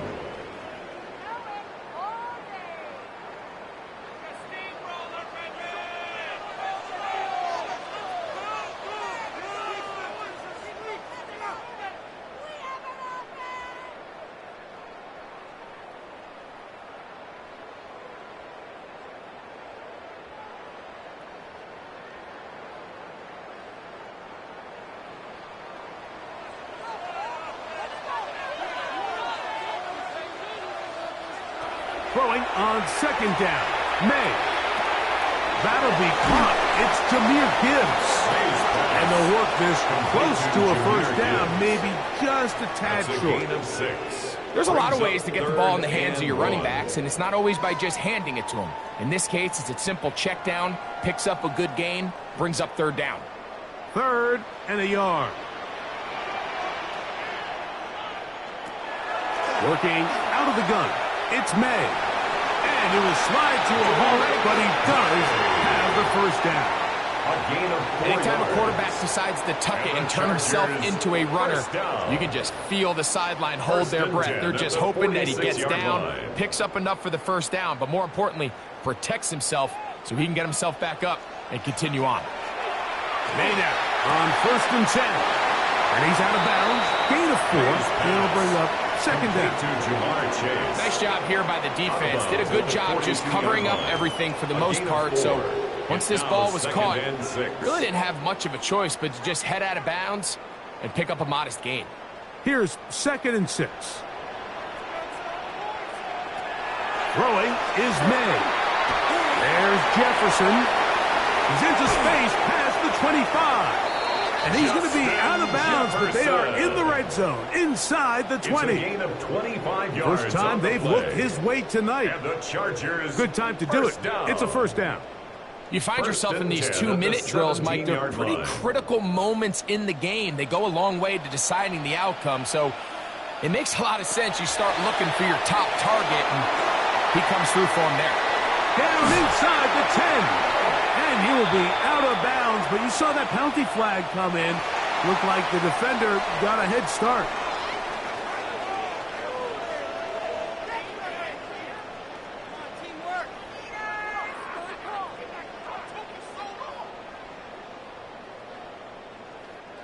Now it is 1st and goal. Here's May. To the end zone, but they cannot connect. It's incomplete. They let a golden opportunity slip away on that one. That's the matchup that they wanted. They just couldn't quite capitalize on it. Another one from the 5. 2nd down and goal. Here's May again. And he's in. Jamar Chase. Touchdown, LA.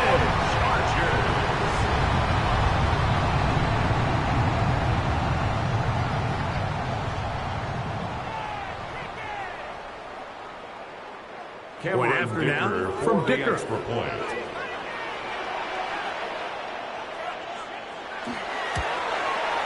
He knocks it through. Chargers will tie things up. We are all even at 14.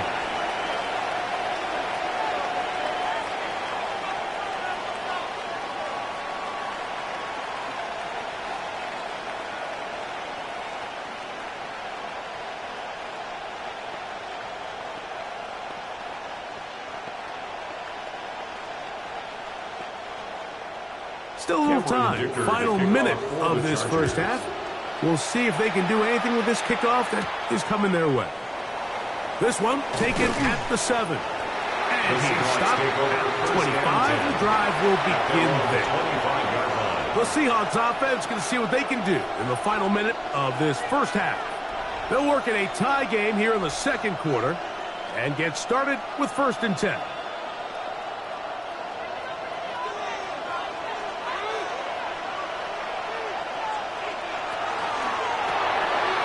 RPO and the quick hit to Smith-Njigba.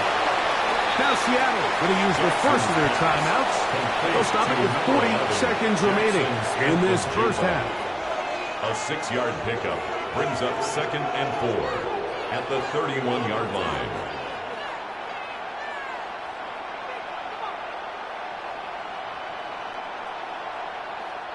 They'll come up now for 2nd down and 4. From the gun, Jackson. And he's going to get this one out to the 43-yard line. Timeout Seahawks. That is their second. As the clock is stopped with 35 seconds to go in this second quarter.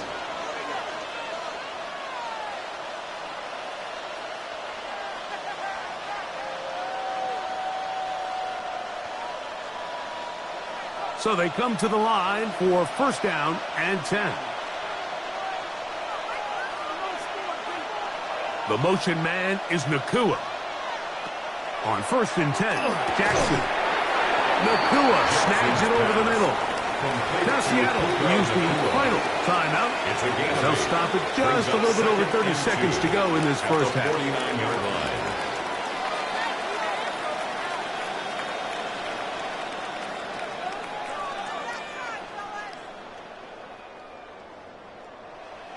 They'll come to the line now on 2nd and 2.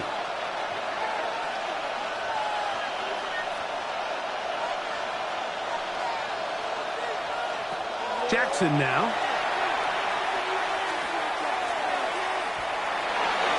They'll be forced to just throw that one away. It's incomplete. We're starting to learn more and more now, Mike, that sacks are quarterback stats. Everyone always wants to blame the offensive line, but in this case, the protection was really good. Nobody got open downfield, and the quarterback has to get rid of the ball. You just can't expect your protection to hold up that long. Jackson on 3rd and 2. Taking off. He'll try to get there. Having a quarterback with this ability to run is such an X factor in today's NFL. It's an element of their offense that you have to be prepared for on every single play. Here we see it on 3rd down. Starts out as a pass. Nowhere to go with the ball. He tucks it, turns into a runner. Picks up the 1st down. We have hit halftime. Going to take a quick break. Come back. Second half of action. You're watching the NFL on EA Sports. Could not ask for more from that first half. All even as we begin quarter number 3. Ooh, he'll get this past the 20 before he's brought down shy of the 25-yard line. The Seahawks offense looking to get back to work as we begin this 3rd quarter. This one, everything we could have hoped for to this point. All even at 14. They'll start this drive with 1st down.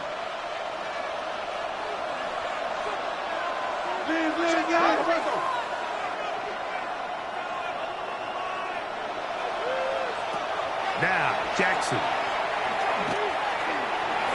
Taking off.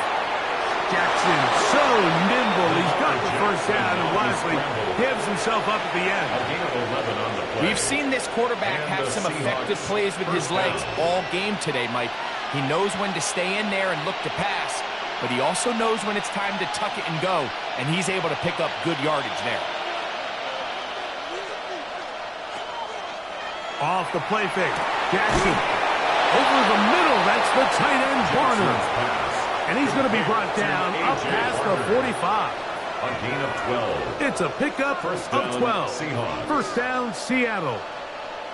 These crossing concepts are frequently used, Mike, throughout the entire game, all across the league. And what it does is it creates a lot of natural rubs. You run out the backside of the defense and rely heavily on the yards after the catch. And that's exactly how they're able to. And it Walker.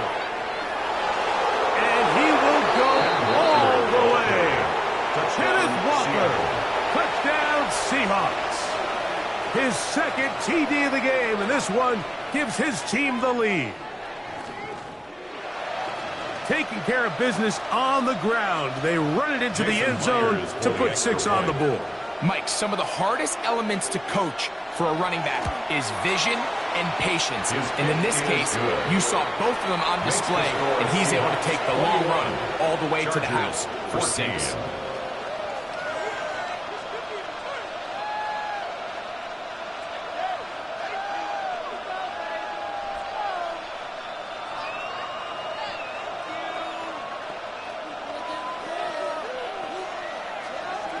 After the TD, Myers comes on now to kick it away. Now return coming from the 7. Nice job on the return. He's down close to the 35-yard line. The Chargers offense getting ready for their opening possession of this second half. They're searching here for the tying score, down 21-14, and they'll begin 1st and 10.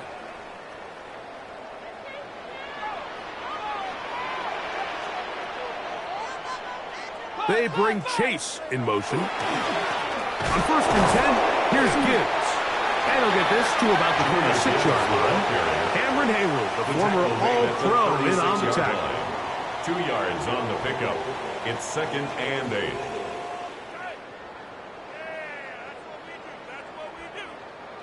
Second down and 8.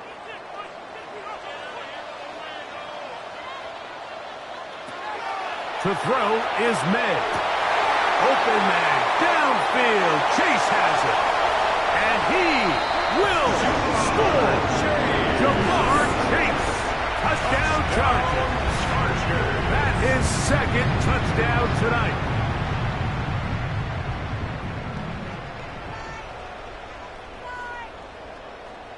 Kicker now for the extra point.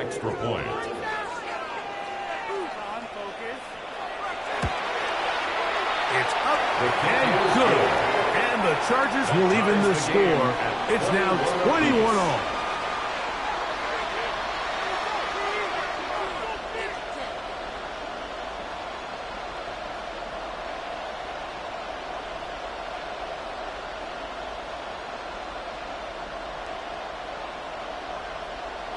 Cameron Dicker to kick off. So back to level after the touchdown. In time for the kickoff. This taken in at the 8-yard line. And he'll be brought down right around the 25-yard line. Out comes the Seattle offense as they get ready for their next possession. Both these offenses have been informal. Is the defense going to show up? Can anybody come up with a stop? All tied here in this third quarter, and it's 1st and 10.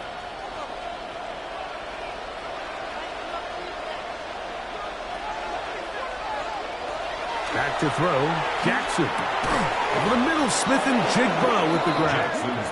And he's got it to the 35-yard line. It's a nice start to the drive, a gain of 10, and a quick first down. Now, so far here today, putting points on the board certainly hasn't been a problem, and plays like that are why. Think about it, Mike. Sometimes you just have to take what the defense gives you and not force something that's not there, and that mid-range pass results in a fresh set of downs. He takes off.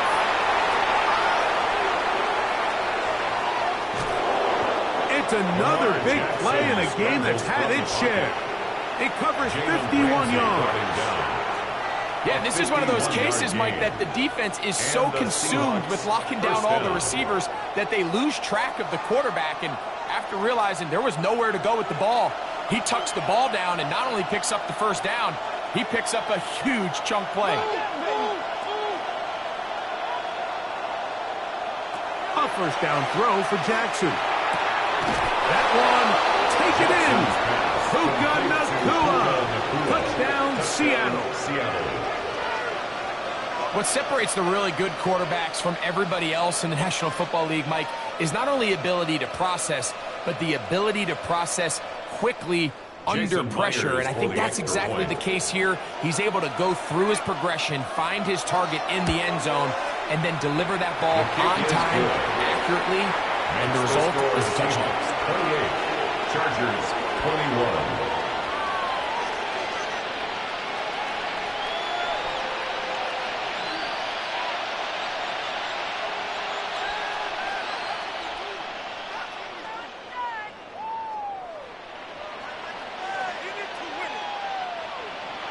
After the TD, Myers comes on now to kick it away. The return starts from the 5. And he'll work this one past the 25 to right about the 28-yard line. So now here comes the Chargers as they get set to take over once more. They trail here by a touchdown as this drive will start with a first down.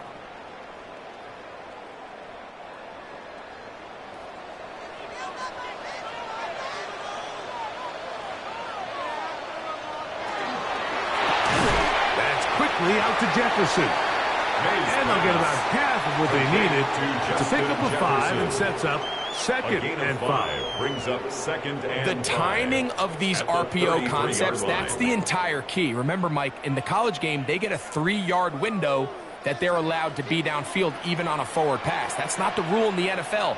These decisions have to be made quickly. If not, even after a good pickup, you could be coming back due to a flag. And that's a first down. It will be a gain of 8. 9 yards. So as the saying in the NFL, Mike, short throw, long catch, and that's exactly what they wanted to go with here. Operate in the quick game, don't stress the protection, and while he didn't get necessarily the big play, he does get enough to move the chains. McConkey in motion. Straight ahead with Gibbs. Trying to find some place to go, but nothing developing. Tackled behind the line. It's a loss of 1. When you can get this level of run support out of your secondary, Mike, man, what an advantage for any defense. This defensive back clearly reads run, gets off his block, and he's able to take down the back for a loss of yards. On second down, it's May. Little short pass here, caught by his tight end. And that's a good gain there. It's going to wind up just a couple of yards shy of that first down. Not every pass has to be thrown downfield. You can rely on the run after catch, especially a big body like this tight end. Get the ball in his hands early and let him pick up the rest after the catch.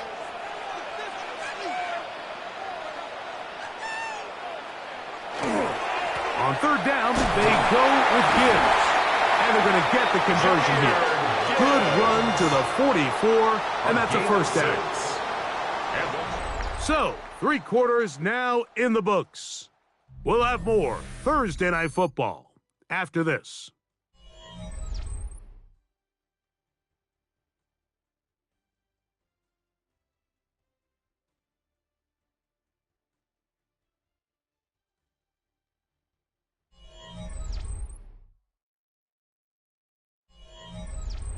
They'll break the huddle.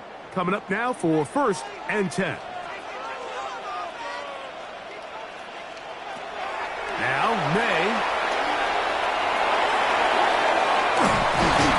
He bought as much time as he could, but he will finally be taken down. A loss of 5. That's a prototypical coverage sack. All 11 guys on the field doing their job. Starts with sound back-end coverage. Nowhere to go quick with the ball. The quarterback has no chance but to extend the play. Look for something late developing downfield. That was all the time this front needed to chase him down and bring him down for a sack. Now Gibbs. And he'll get it back to midfield. That's it.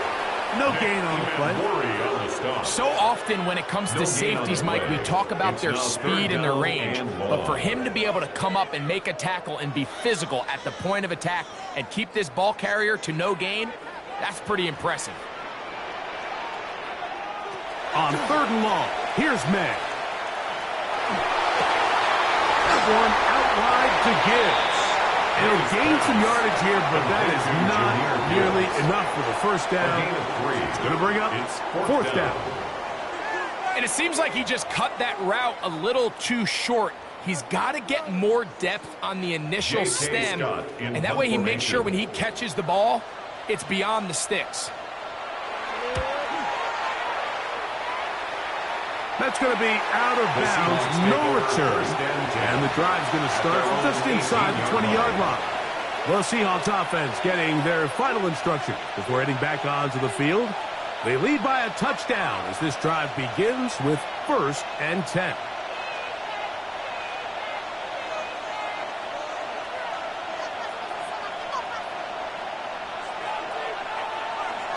On play action, here's Jackson.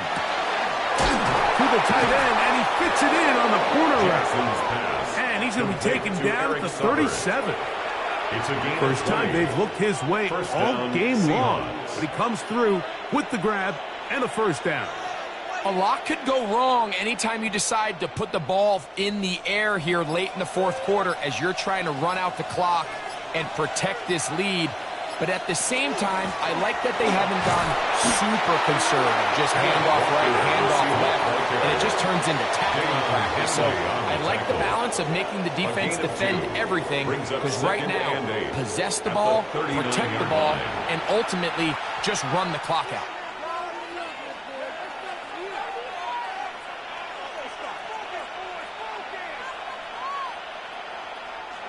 Ball on the 39.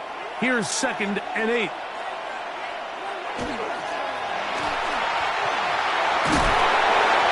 Now a timeout charges here. That's their second. Talk things over before 3rd down. It's a gain of a yard, and it's 3rd down.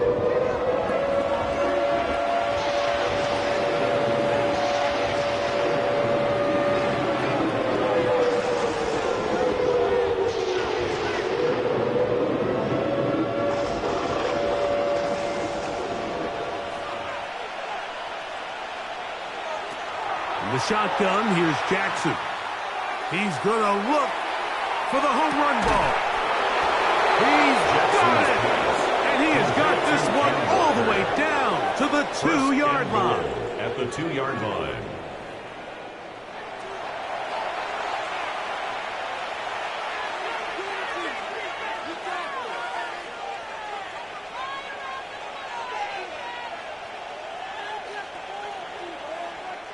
An opportunity for what could be a game-sealing touchdown right here. 1st down and goal.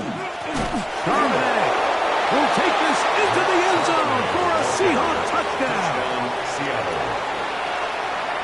Everything you want to do right there, Greg, in the 4th quarter. Get the ball with the lead and extend it to a 2-score advantage. Yeah, and I think this just might end up being too much to overcome. You said it. Once you get a 2-score lead this late in the 4th quarter, there's just not enough possessions to be had to claw yourself back in it. Myers is good on the extra point. And the Seahawks will open it up even further here in this 4th quarter.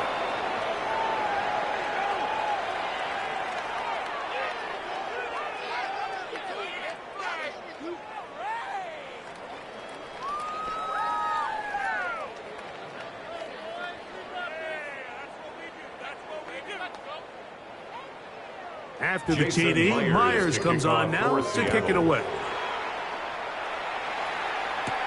This will be returned from the 6.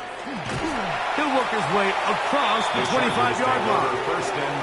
The Chargers offense ready to get back to work. They'll start out 1st down and 10.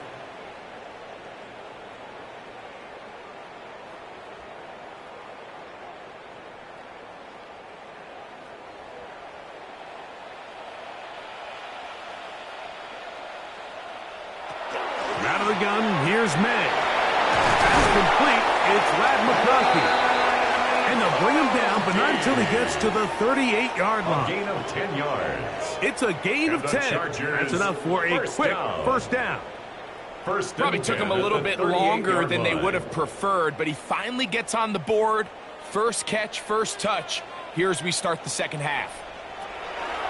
May now on 1st and 10. He'll look underneath and finds Gibbs. And he'll be taken down as the clock ticks towards 2 minutes to play. On the pickup brings up 2nd and 2 at the 45-yard line.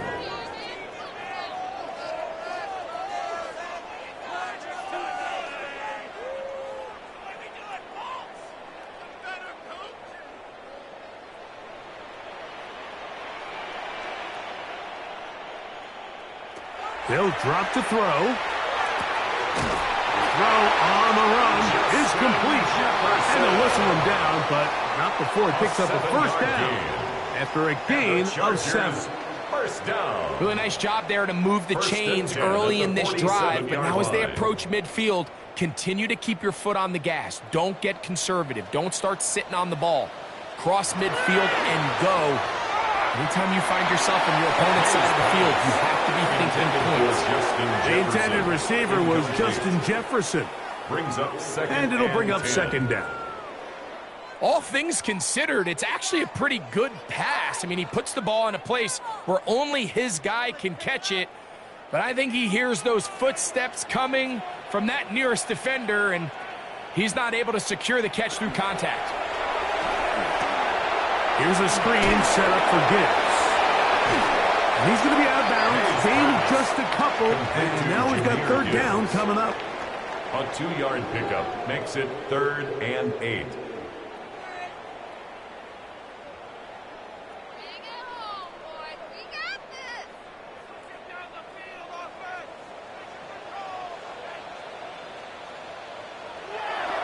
May to the air once more.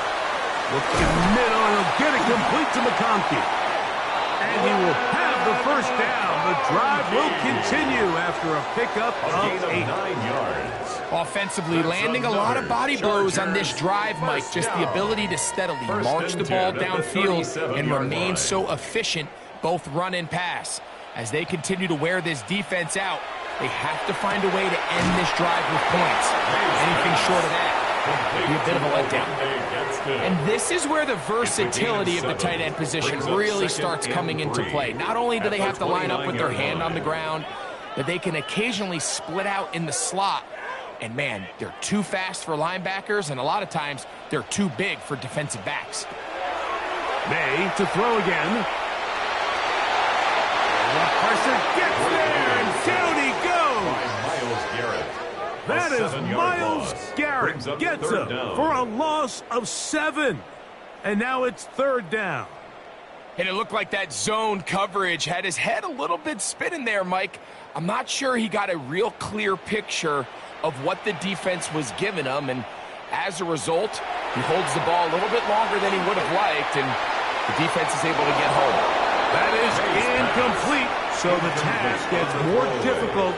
Time for maybe 2 plays. That's it.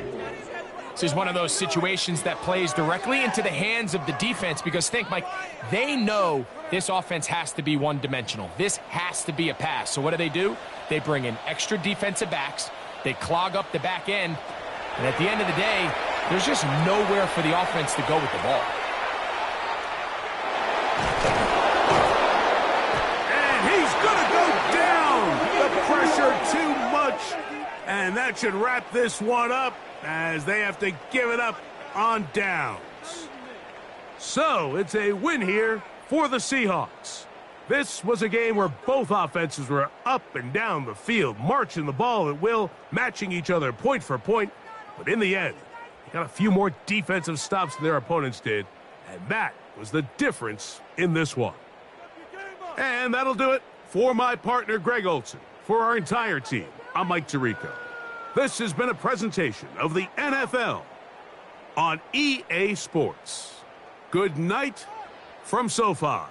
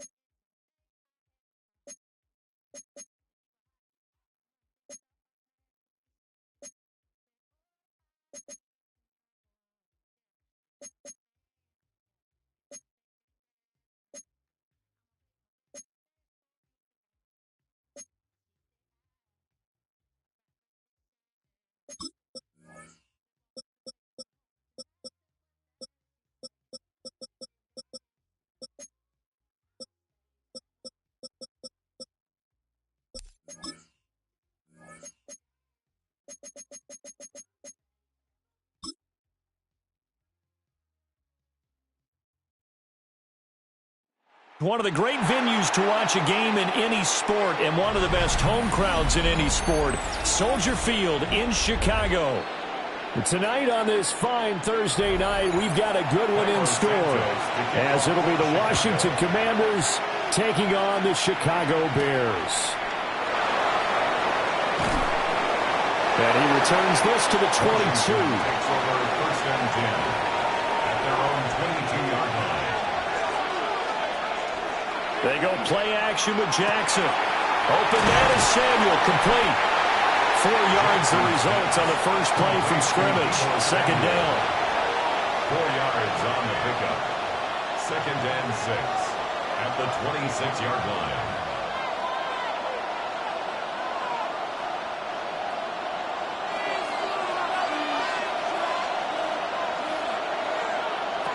To throw is Jackson. Again, he'll find Samuel for the completion. Call it a gain of 6 on the play, and that'll leave him with a third and just a yard. A gain of 6 yards, and it's third down. So they just need 1 yard here to pick up the first down. Jackson will keep it. And I don't think he got there. No, they stop him right where it all started. Only a few inches needed on the sneak. He didn't get it, and now it's 4th down.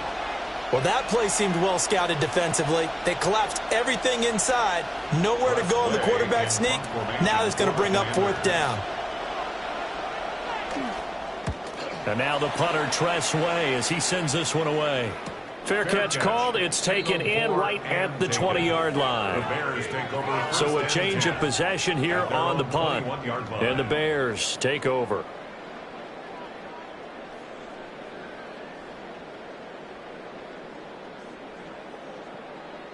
Looking to put a drive together. And they'll send the tight end in motion. First carry for DeAndre Swift. And nothing doing. He's immediately taken down at the line of scrimmage. Officially, it's a 1-yard loss. That's going to bring up 2nd and 11. How about the job there on the outside? Shed the wide receiver and was able to make the tackle on the perimeter. A loss of a yard there to start out. That leads to a 2nd and 11. So the shotgun snap to Allen. And that falls to the ground, incomplete. A nice job of bodying him up defensively. And now it brings up 3rd down. Well, they've got man coverage on the outside, and my scouting report on these DBs tells me that they love to take matters in their own hands. They want man coverage, not zone. And there was good coverage there that forced the incompletion. Allen from the gun on 3rd down. Oh, Allen cannot get away, and down he goes. Max Crosby with a big-time sack on 3rd down. It's a loss of 7. It always helps for a visiting team to come in and set the tone on defense. In fact, when we talked with them prior to the game, they said they wanted this home crowd to feel like they had to hide their valuables when they were in town. Well, the home crowd quiet now early. See if their offense can take over and get some points on the board. And he'll take it just outside the 40. A punt of 46, a return of 5. And it will be Washington football now with a 1st and 10. Now Washington going to retake the field for drive number 2. The crowd may be losing just a little bit of the edge after back-to-back punts. They want some big plays. They want to see some offense. They want to see somebody break away, whether it's through the air or on the ground. Now it'll be interesting to see where the patience is on both sides. Each head coach, can you hang in there and not try and force something that could put your team in some jeopardy? They went 3 and out on their first drive. Things already looking better here. 1st and 10. For a lot of guys playing this game, there's no better feeling than running right through a tackle. He's able to lower his center of gravity and churn his legs for a really nice pickup. Here's Jackson. That's caught. Puka Nacua. And brought down, but not before they're inside the 25. Another nice gain. That's now 30 yards between those last 2 plays. What an intelligent play as he found open grass and uncovered quickly. A nice clutch play to move the chains. The defense, they've got to do a much better job of accounting for these shorter routes. Throwing is Jackson. And he bats it away, and it falls down incomplete. Zone coverage there, and they were playing deep. That makes it obviously a little bit harder to run by guys. And that time, there's not much of a window to get the ball in there, and it winds up incomplete. Now a 2nd and 10. Jackson now. That's complete to his receiver, McLaurin.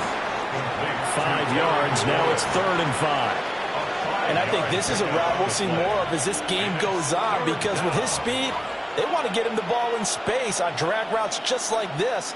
They want him to get the ball and run after the catch. Good job there, though, holding him for a short gain. Again, Jackson. That's going to be caught by Samuel. Yeah, this won't be enough.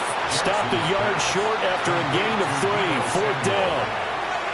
If this were baseball, we call this small ball. Instead of pushing it downfield, they throw a short pass trying to pick up the 1st down, but the defense rallies to the football and stops him short, bringing up a 4th down. For the field goal, a 32-yard attempt. And his kick is good. And the Commanders get out to a 3-0 lead. So after drive number 3 here, we have a score, and it's 3 points after the field goal. I would say the feeling out process for both these teams, I'd say it's over, partner. Everyone understands what's going on now. You've kind of probed a little bit. Now you want to start throwing the big shots. First 3 points up on the board could be significant. So after the made field goal by Moody, he's back out to kick this one away. A beautiful fake. And it's a pretty good return here as he'll get this up to the 29. Chicago works their way back onto the field here for their 2nd drive of the game. These guys definitely hoping for a better showing than their last appearance. They couldn't really even move the football much beyond the shadows of their own goalpost, Charles. We'll see if they can get a better, more sustained drive going here. Yeah, and every team that we ever talk to says the exact same thing. When you start a drive from that deep in your own territory, the goal is a minimum of at least 2 first downs, because even if you have to punt then, you change the field position, right? You flip the field a little bit. They didn't get that done. This time they want to string together a nice drive and help themselves out. Oh, there's plenty of traffic waiting for him up the middle. But give him credit, he tried barreling through anyway. They're fortunate to get a yard out of that one. On play action, Allen. There's a short one caught by Loveland. And he'll be out of bounds across the 30-yard line. Short completion, just 4 yards. And it brings up 3rd and 5 now. 3-0 after 1 on EA Sports.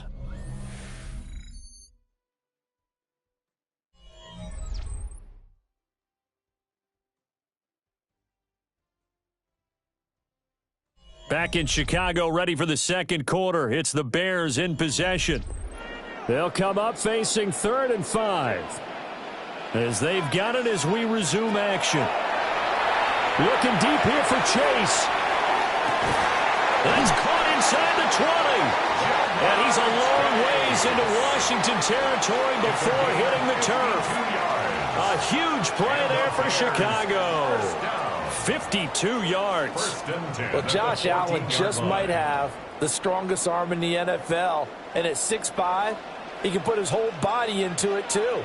And this, an absolutely gorgeous throw. Perfect arm, and it results in a big, big pickup. And he'll get about 3 just outside the 10, stopped at the 11. Just not a whole lot of room to operate there on that carry. No, not at all. They did a really nice job staying in their proper places and not allowing any lanes to open up. Here's 2nd and 7.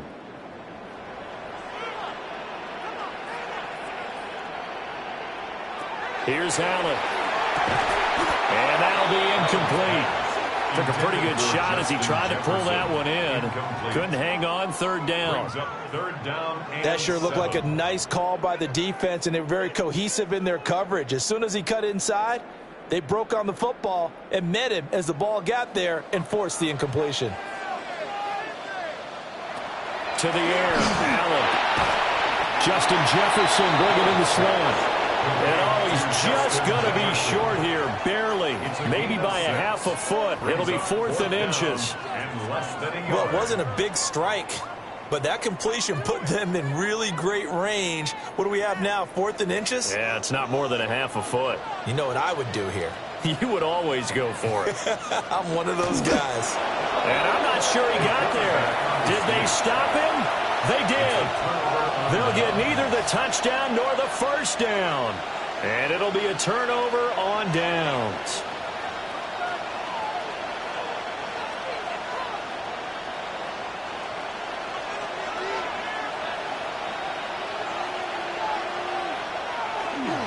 And they start things off with a carry by Gibbs here. And they'll get him down up past the 15, just shy of the 20. They were looking for a little spark and some breathing room. They got it right there, a gain of 14 and a first down. I guess it's good we can't really read the mind of the defensive coordinator now, huh? Had him pinned back there deep, give up that run. Can't be happy. Yeah, whatever's in his mind right now, we probably couldn't say over the air. To the right side and intercepted. Derek Stingley picks it. Suddenly it's first and goal after the interception. A quick change in the situation here. They'll take over first down. So after the INT, it's Allen to the goal line, but it's incomplete. Partner, this is almost an unwinnable spot for a defense. They have to come right out for a first and goal, trying to stop them. But let me hold on a second. Let me take that back real quick. They can win here if they force a field goal try. Still a long ways away from that happening, but that has to be what they're thinking right now. Throwing now is Allen. Touchdown! Jamar Chase. A 7-yard touchdown grab. And the Bears have taken the lead. A nice connection there, finding his target, and that'll put 6 up on the board. Just like they drew it up in their playbook and reiterated it on the sidelines, right? Perfect route, a good throw, and the defense, they had no answer for that right there. Santos with the extra point, and that makes it a 7-3 lead. Bears 7, Commanders 3.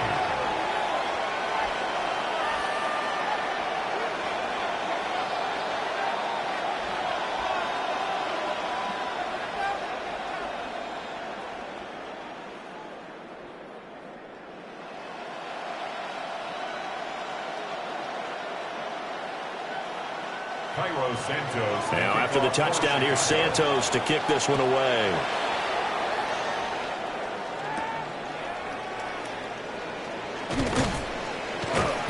And he brings us out past the 20 to the 24. Well, look at Washington as they come onto the field. And it's been very much a slow start for them. 3 drives and just the 3 points, CD. Yeah, if you're into the points per drive ratio, that answer is 1. And that's not going to get it done in a ball game. They've got to find a way to finish these drives in end zones, not having balls go through goalposts. Drive starts with a run from Gibbs. And he'll manage to pick up about 4. It's second down. That was a really nice job by them picking up the run blitz and detecting it and blocking it and turning it into a nice run. And a lot of times you think if you blitz a running play, you're going to smother it. But a lot of the blitzers, they come in a little bit high. They don't have great leverage, and they're easily blocked and turned to the side. Jackson. Going to be taken in here by Nakua. Calling a gain of 3 on the play.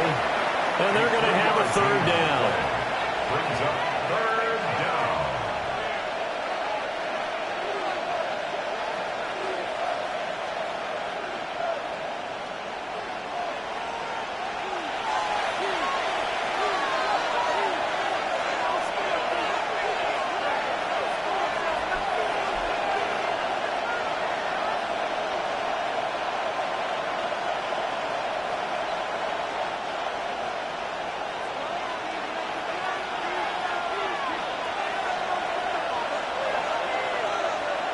Now it's Jackson. Work in the middle of the field, and he's got a man complete. He's got his first catch here before halftime, and it goes for a first down. Well, sometimes our pregame meetings do pay off, don't they? What did the guys in the locker room call him? Well, they said it with a chuckle. They called him old reliable. Yeah, that means he doesn't move quite as fast as he used to, but he still knows all the tricks, doesn't he? Even that little gentle push-off in order to get open, he finds a way to pick up a first down. So that'll be no better than an incompletion, and that's going to bring up second down.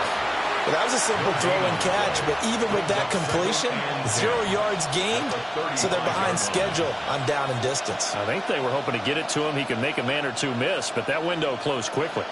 2nd and 10. Jackson will throw again. He's got it complete to Gibbs. And he'll have it past midfield almost to the 40 before being taken down. And Washington now going to use the first of their 3 timeouts. So as they talk it over, we step aside. 41-yard line.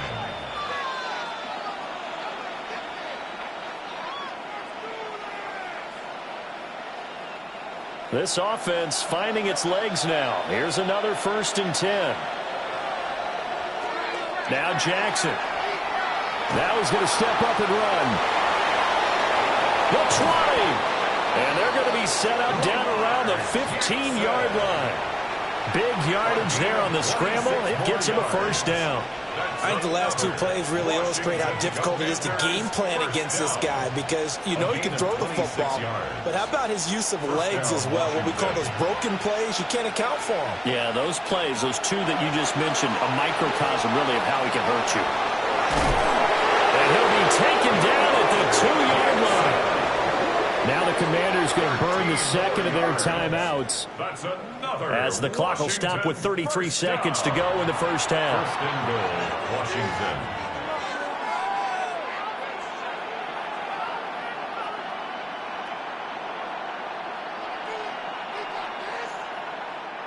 So it's 1st and goal and a great opportunity to get that lead back before the break. Jackson. And he is going to go down. Back at the 11-yard line. Multiple players combined for their team's first sack of the game. Well, if you're going to throw the ball on 1st and goal from the 2, the worst thing that should result is an incompletion for you offensively. But, Brandon, this is a different type of football. Back in my day, 1st and goal from the 2, a lot of big people with big neck rolls, they were on the field trying to ram it into the end zone. Toward the end zone, but that's going to wind up incomplete. That's a pretty play there. Got in at the last second, helped force the ball free, and kept them out of the end zone.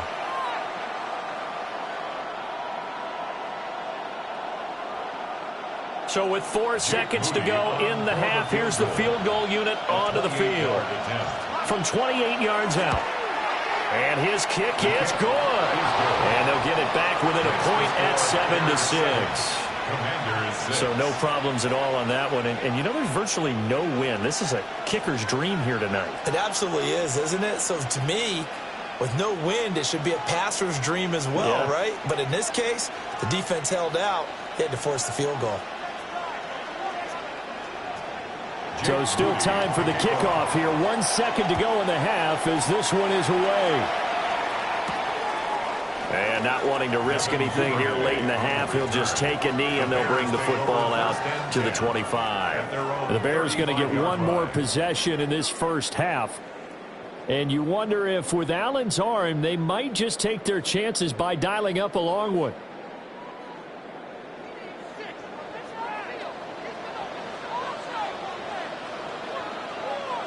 A final shot before half for Allen.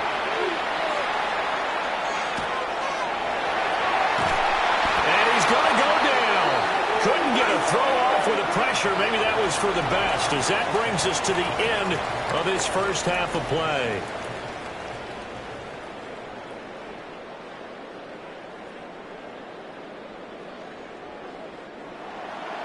Set to resume. Here we go with the second half. The Bears holding the lead and ready to receive the kick.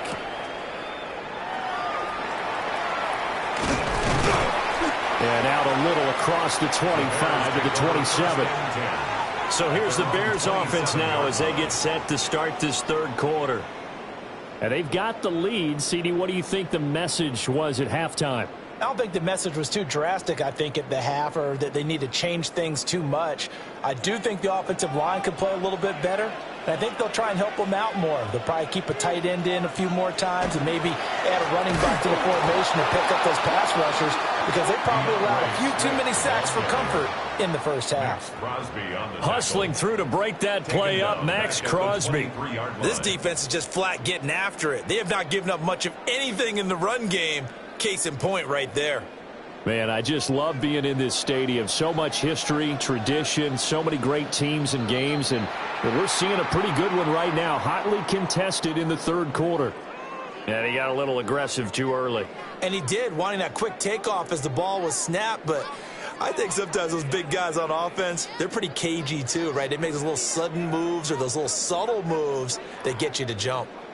They will face a 2nd and 9 now following the penalty.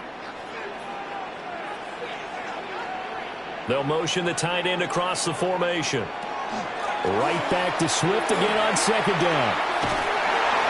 Yeah, he's able to get most of what he needed on the carry there. 7 yards on the gain, and it's 3rd and 2 now.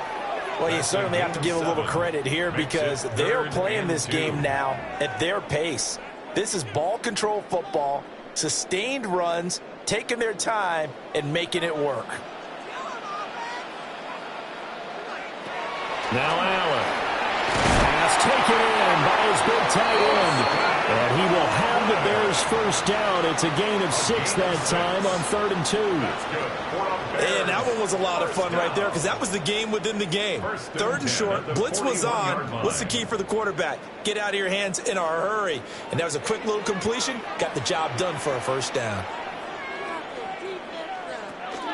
On 1st and 10, it's Swift. Able to elude one tackler, but only gets this back to the line of scrimmage. In the first half, he was held in check on the ground, but despite that lack of production, they still have the lead. Yeah, and they've got to feel fortunate about that. If they could actually get production from their lead horse, that would help open up this offense and widen this margin, too. And Chase will go in motion left.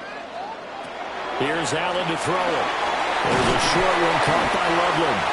And he'll be taken down, but not before he works it past the 50. 12 yards there as they keep this drive rolling. It's another first down. Not too many teams will use a first-round pick on a tight end, so you know that when one does, he's got to be pretty darn special. A small example of why they took him in the first round there. Nice little catch and run to get the good yardage. Pass caught right side by Loveland. And he's corralled, but not before getting it inside the 35. 13 yards as they've got the connection working. His 2nd catch in a row, first down. His position, and he's listed as a tight end, but he certainly doesn't run like one, and that's what we're seeing more and more coming into the league. Those guys who can run, make plays after the catch, and gain that additional yardage. And using that speed there to turn it into a pretty nice little gain. And they'll be marked down at the 26 with a gain of 7. Looks to me like maybe there's a little attrition setting in with this drive, because when you see that type of a run, I get the feeling the defense is getting a little bit tired. And that's the last thing they need, especially when they look up at the scoreboard. Now a 2nd and 2.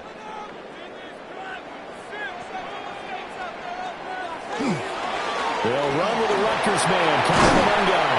And a strong run there as he'll maneuver his way down inside the 15. A gain there of 12 yards and a first down for the Bears. Well, this has been a long drive. In fact, it's eaten up a good chunk of the third quarter, which is precisely what you want when you're playing with the lead. You control the football, you control the clock, and impose your will on the defense. Swift going to try up the middle. And he is in. Touchdown, Chicago. DeAndre Swift.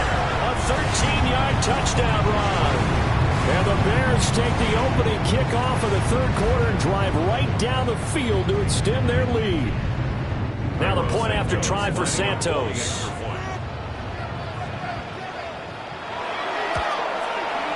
And it's up. It's good. Our score, 14-6. It's the score, Bears 14, Commanders 6.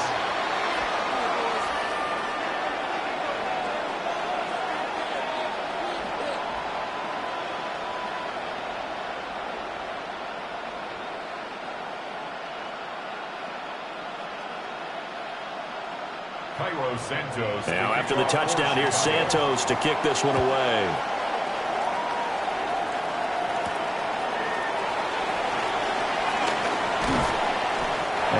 much happening on the return as he'll get this to about the 23. First possession of the second half now for Washington.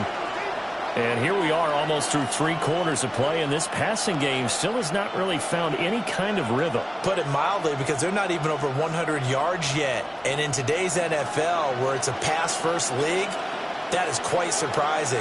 Not many teams patient enough to stick with the run. Everybody wants to advance the ball through the air. They've got to get their timing back.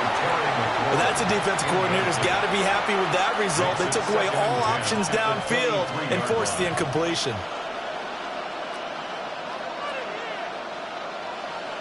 Well, thanks for joining us here on a Thursday night in the NFL. Third quarter, 2nd and 10 coming up. Now it's Jackson. Slant route connects with Deebo Samuel. And this will go as a gain of 7 as he gets it to the 30-yard line. Nothing flashy there, the slant to the slot. Oh, and the frustration for the defensive guys, because it's a quick play. And you know it's going to be a bang-bang play in terms of the throw and the catch. And then he's able to absorb the contact and complete it. Zach Ertz, the man in motion. To throw is Jackson. That is caught. And he's going to have a Commanders first down as they're able to get the third down conversion. 13 yards. I don't care how many times we see it. I still get a kick out of watching quarterbacks and receivers do the pass trick in pregame warm-up. But I always remember that when we go to practices, we see that after practices as well. They really tune it up, don't they? They tune it up. They know why they do it for these situations. First down. And they build that trust, and that's why they're able to find him in this type of a situation. And he'll be taken down, but not before he gets into enemy territory. Fourth quarter coming up here on Thursday Night Primetime. You are watching the NFL on EA Sports.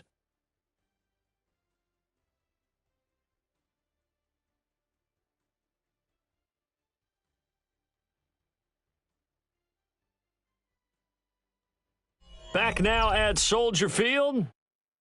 It's Washington with the football, but trailing here as we begin quarter number 4.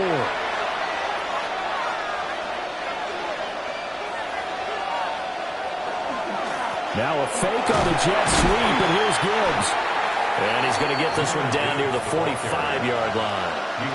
Jesse Bates made the tackle from his safety spot. This is what happens sometimes when you abandon the running game. It's hard to get back to it because once guys get out of that mentality of firing out and hitting people, hard to get them started again occasionally. Play action. It's Jackson. And he will find his man, Samuel. And he's going to have another first down as the tackle's made here at the Bears' 26. 19 yards the pick up there. Move the chains. And that's a much-needed first down right there. Look, they're down by 8. So logic says they don't have to get a touchdown out of this drive. But the way things are going, I don't know if I'd put it in the hands of my defense here. You might not get the ball back at all. So if a fourth down situation comes up. Jahmyr Gibbs, 25 yards.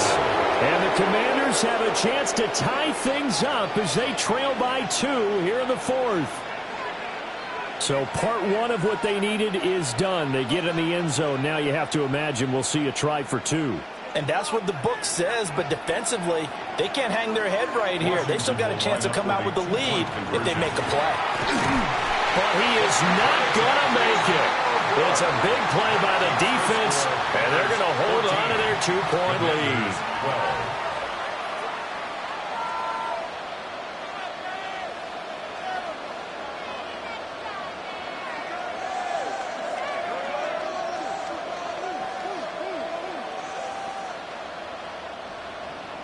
So following the touchdown, here's Moody back out to send it away.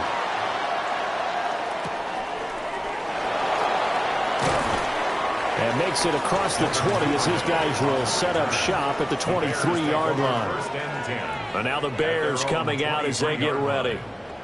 And they've seen their lead nearly extinguished after that last score. But bottom line, they are still on top with the football. And a touchdown on this drive would really put them in position A. To throw, it's Allen. And this will be incomplete. Physical play on the football there, and it's second down. As this old brain remembers, when I see 5 wide receivers on the field as a defender, I know the ball's coming out hot. They expected it and got there and popped it free. Under 4 to go now as they come up on second down. Allen going to throw. And, he's unable to hold on to that defensively. A potential game changer, but it falls incomplete. Well, they approached this drive with a lot of confidence after their last one ended up as a touchdown. But incompletions on their first 2 throws has them huddling up and trying to figure out a big play here on third down to get their momentum going again. Allen now looks to throw. To his running back, complete. And he will have the Bears first down as they're able to get the third down conversion. And that certainly appears to be a critical conversion right there, because not only do they keep the drive going, they take valuable time off the clock as well. They have to feel really good about that last completion. Play action. Now it's Allen. He will find his man Chase complete. And he's taken down right at the 45-yard line. A good pickup there, 21 yards. And these guys certainly are not hiding what their intention is. They're absolutely showing it. They're definitely not going to sit on this lead here in the fourth quarter. In Washington territory now. Here's 1st and 10 at the 45-yard line. On play action, Allen. And the Commanders are going to get there as he's taken down. Washington now going to use the first of their 3 timeouts. And as the 2 teams talk it over on their respective sidelines, we take a break.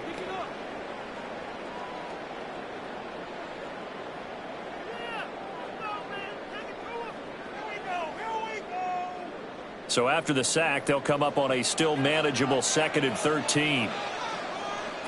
Now Allen.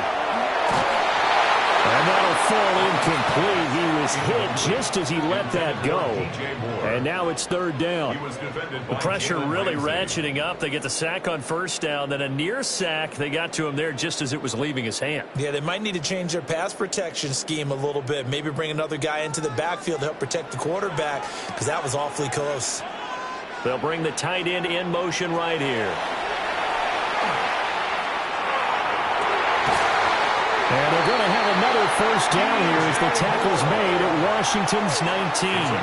And this defense here going to burn their 2nd timeout. But you can also factor in another timeout that they'll get when the clock stops at the 2-minute warning.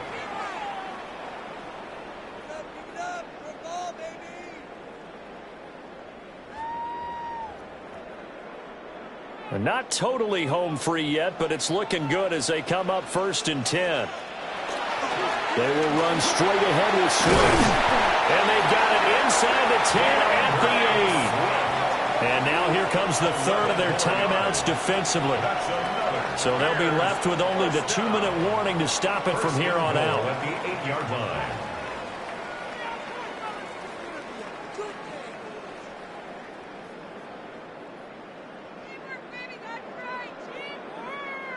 So 1st and goal, 6 points here would go a long way toward wrapping this one up.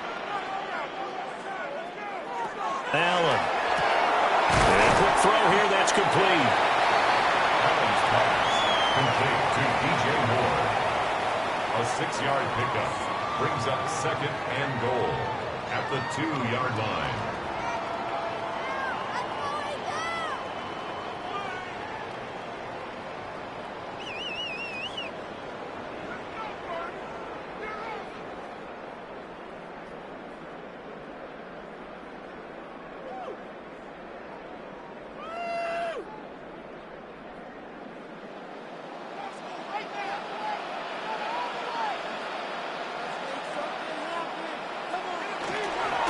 Swift will score. Touchdown, Chicago.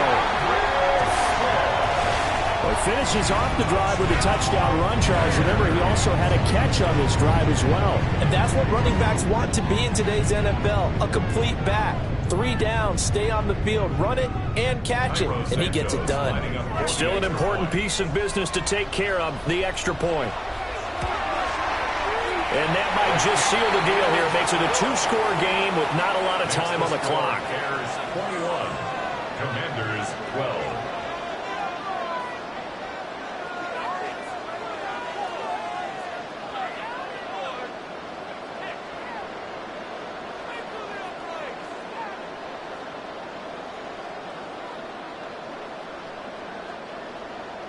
Now, after the touchdown, here's Santos to kick this one away.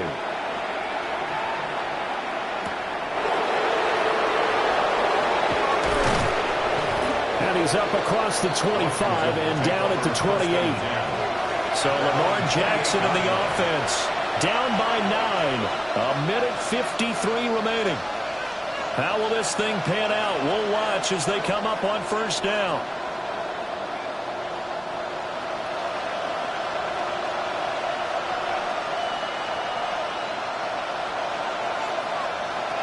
Jackson. And this is intercepted, and that should do it. Picked off by Xavier McKinney. And this return is going to be halted right around the 28-yard line. And they'll indeed take a knee.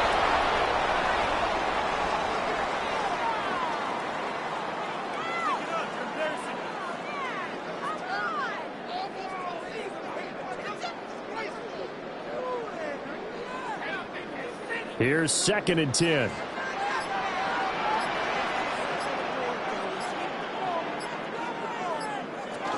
They run out of the gun with Swift. And he's going to have to protect the football and take his lumps here at this stage of the game as they stop him behind the line. It'll go as a loss of a yard, so now they deal with 3rd and 11. I guess the simple question, why not just take a knee there? I don't understand either why you would take any sort of a chance. We've seen it happen in the game of football. Doesn't matter whether you've watched high school, college, or the NFL. Some people get a little greedy, try to get that extra running play in, and it can backfire on them. Listen, anytime you take a knee to end a game, that means you've won it. So it doesn't matter whether it's home or on the road, but there's something a little extra special about doing it in front of your home crowd, isn't there? And the home crowd applauding. They're happy with what they've seen. Chalk this one up in the left-hand column for a win. Yeah, that's right. Head to the locker room, throw the wristbands in the crowd for your kids, your gloves, your towels. Get to share it with the home team. So this one in the win column for the Chicago Bears. And we talk so much about the turnover battle, determining who wins, who loses. This game, no exception. Error-free football, no turnovers at all, and they win it. So this is one you don't have to convince your team that what you're saying is accurate. And you know what I'm talking about. Head coach always stands up in front of the team and says, guys, if we do this, this, and this, we'll win. And usually they say if we win the turnover battle, we'll win. Well, here's the proof right there. Win the turnover battle. Go on to victory. Now the guys believe. You move on to the next lesson where you have to convince them. This one is now planted. So that'll do it. For my partner, Charles Davis, and the best darn crew in the industry, I'm Brandon Gaudin. This has been a presentation of the NFL on EA Sports. The Bears get the win at home as we say so long from Soldier Field.